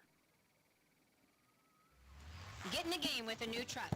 Marmy Auto Group is a game changer in central and western Kansas. See our entire roster of trucks online at marmys.net. For work or play, win with the Marmy team for the best deals on trucks. Marmys, make it happen. Do you need some trees removed, fill dirt or rock for landscaping or driveway? Maybe you need some demolition work done or a giant waste container. Whatever the job, make the call to Stone Sand Company and Stone Waste Management, 421 Washington Street in Great Bend. S&J Trucking congratulates the students, teachers, coaches, and athletes that have made tonight's broadcast possible. It has been a challenging year, and S&J Trucking is so proud of the young players in today's game. S&J Trucking, delivering innovative solutions every day. The future is bright. See it clearly with the help of the 10th Street Eye Care Center. Dr. Russell McCauley, Dr. Chad Premer, Dr. Nicole Miller, and Dr. Sarah Steeder are ready to help you. The 10th Street Eye Care Center on the sunny side of the Vision Corner, 10th and Washington, Great Bend. It's time for the People's Bank and Trust postgame show. Patrick Burnett visits with Panther football coach Aaron Beck right after this from People's Bank and Trust. At People's Bank and Trust, we look forward to helping you through the many stages of life. From your first checking account to your retirement account, we've helped generations of families buy their first home, finance their vehicles, and plan for the future. People's Bank and Trust delivers safe, sound, and reliable banking. Let us put our experience to work for you and your family. If you're looking for more from your bank, we invite you to see the people's difference. People's Bank and Trust. Relationships matter. Member FDIC. Equal housing lender. Great Bend Panther football is on your home for the John Boy and Billy Big Show. B1043, The Point. More post-game coverage from Great Bend's Memorial Stadium. 34-19 Panthers fall to the McPherson Bullpups. Head coach Aaron Beck now joins us. You know, Coach, I know it's a loss in the stat category tonight, but man, what a difference that we have seen in improvement from week 1 to 2 to week 2 to week 3. And to be in this ball game, to be playing 4 quarters of meaningful football, I think this was a very positive step for your team tonight. Yeah, you know, it's always hard to take a loss, and I think our kids understand that. But hopefully, it kind of showed to themselves and to each other that you know they can go out and play with really good football teams, and was very proud of the way our kids battled for 4 quarters, 4 complete quarters, all the way to the end. And you know, it's something that we've kind of talked about this whole week is we want to see them compete. You know, see them go up against a team that has a really good offensive line, has a really good defense, and not be afraid of the challenge. And I thought our kids really stepped up to that and proved to themselves they can do it. And now the question is where can we go from here? It's not just about getting to the hump; it's about getting over it. So a lot of positives, but a lot of things we still need to really work on. Figured some things out offensively tonight, and man, didn't expect it coming through the air. And you know, Caden Sharman, I think, showed that he is maturing as a quarterback. Don't get me wrong, there's still some growth that needs to be done, but to have a night like this where you throw 3 touchdowns, Braylon Council, I got him 9 catches, 145 yards, 2 TDs. I mean, you're finding a way to get the ball out of your quarterback's hands and get it into the playmakers, and it really showed tonight offensively. Yeah, that was huge. I mean, we always say that the pass is the equalizer in football. I mean, if you have the ability to stretch them a little bit, it loosens up the run game, and it really did. I thought that opened up our ability to run our outside zone, and thought Cody did an outstanding job of sticking his foot and getting some of those cutback lanes. So that's what you need. You need kids that are going to go make plays, and you saw it from Steph, you saw it from Maddox, you saw it from obviously Braylon, and Sharman being able to throw that deep ball. Still got a lot of things he needs to work on, and he's a student of the game. The kid's going to be right in that film room ready to learn from it and improve, and I know he will. But I know our offensive line has got they took a great step forward, and that's what you want to see, our ability to create some seams for our running backs. So offensively, I thought we took a huge step, but it was some kids making plays. That's what it was. It wasn't about the plays we were calling. It was kids making plays, and that's what I love. That's what you love to see, and see them get excited because they deserve it, and enjoyed seeing that. Yeah, it was almost as if like the monkey was off the back and the frustration was gone, and it seemed like they kind of relaxed. And like you said, you had some dudes that made some plays. Speaking of dudes making some plays on the defensive side of the ball, we're going to talk about Scott Heilman. We're going to talk about Anthony Paez, Joseph Mader, Paco Hernandez. I mean, so many contributions tonight. I want to say, too, being down 2 coaches on that side of the ball, I want to give some credit to young Bryce Wells stepping up tonight, getting the task to call this defense tonight. And I feel people that don't know, they'll look at the score and say, hey, Panthers gave them 34 points. But they don't know some of the situations, some of the things that happened. I think the defense did remarkably well tonight. Outstanding job. They made some huge plays, some huge stops, made McPherson punt it several times. I mean, that's what you want to see out of a defense, and did a great job of adjusting. I mean, can't say enough about Coach Wells stepping in there and calling a good game, and Coach Matty helping in the secondary with those two kind of being a little short-handed, and kids responded well and flew around and made plays. I mean, Scott Heilman made some huge plays tonight, and Joseph Mader made some huge plays on the edge. It was good to see Gruber back in there, and I thought Paco filled the alley, like you said, very well. And I mean, McPherson is a vertical passing team. I mean, they like to throw the ball deep, and I thought our guys did really good against that. I mean, our secondary is pretty young, and did a good job keeping him in check. So overall, I think our defense did a good job. Well, and again, so many positives from this, and we're now at that point, Aaron, where we could see the light at the end of the tunnel. All right, we've made it through 3 weeks of this brutal stretch. Capon on the road is going to be tough tomorrow, or a week from tonight. But again, we've talked about it off the air. If we continue to see improvement, if we continue to see these guys going to work with their lunch pail, continuing to get better, we would feel good about the month of October. And I think we are really close to being able to say that. Yeah, and staying healthy is another thing. And from what I know, we came out of it, healthy. That's a key right now. And like I told the boys in the locker room, losing's tough. It doesn't matter how it happens, but you kind of showed yourself you can do it. And now get over the hump. And now that begins tomorrow morning with our film study, trying to figure out how to recover our bodies and get them prepared to come in Monday. With that same grind type of mentality. I don't love that word, but it is, and right now we're in it, and it's fun, and hopefully it's something these kids can really accept the challenge of preparation, because we're going to need it, because Capon's a really, really good football team. Well, Coach, again, yes, losses are not fun, they're not enjoyable, but tonight there was some positives, and you could tell the crowd tonight was into this game. They were having fun. You could tell the kids were having fun. And I think the coaches were having a little bit of fun tonight as well. So, yes, let's get back to the film room. Let's continue to get better, and let's go back to work. No, thank you, Patrick. Appreciate all you do. Comment.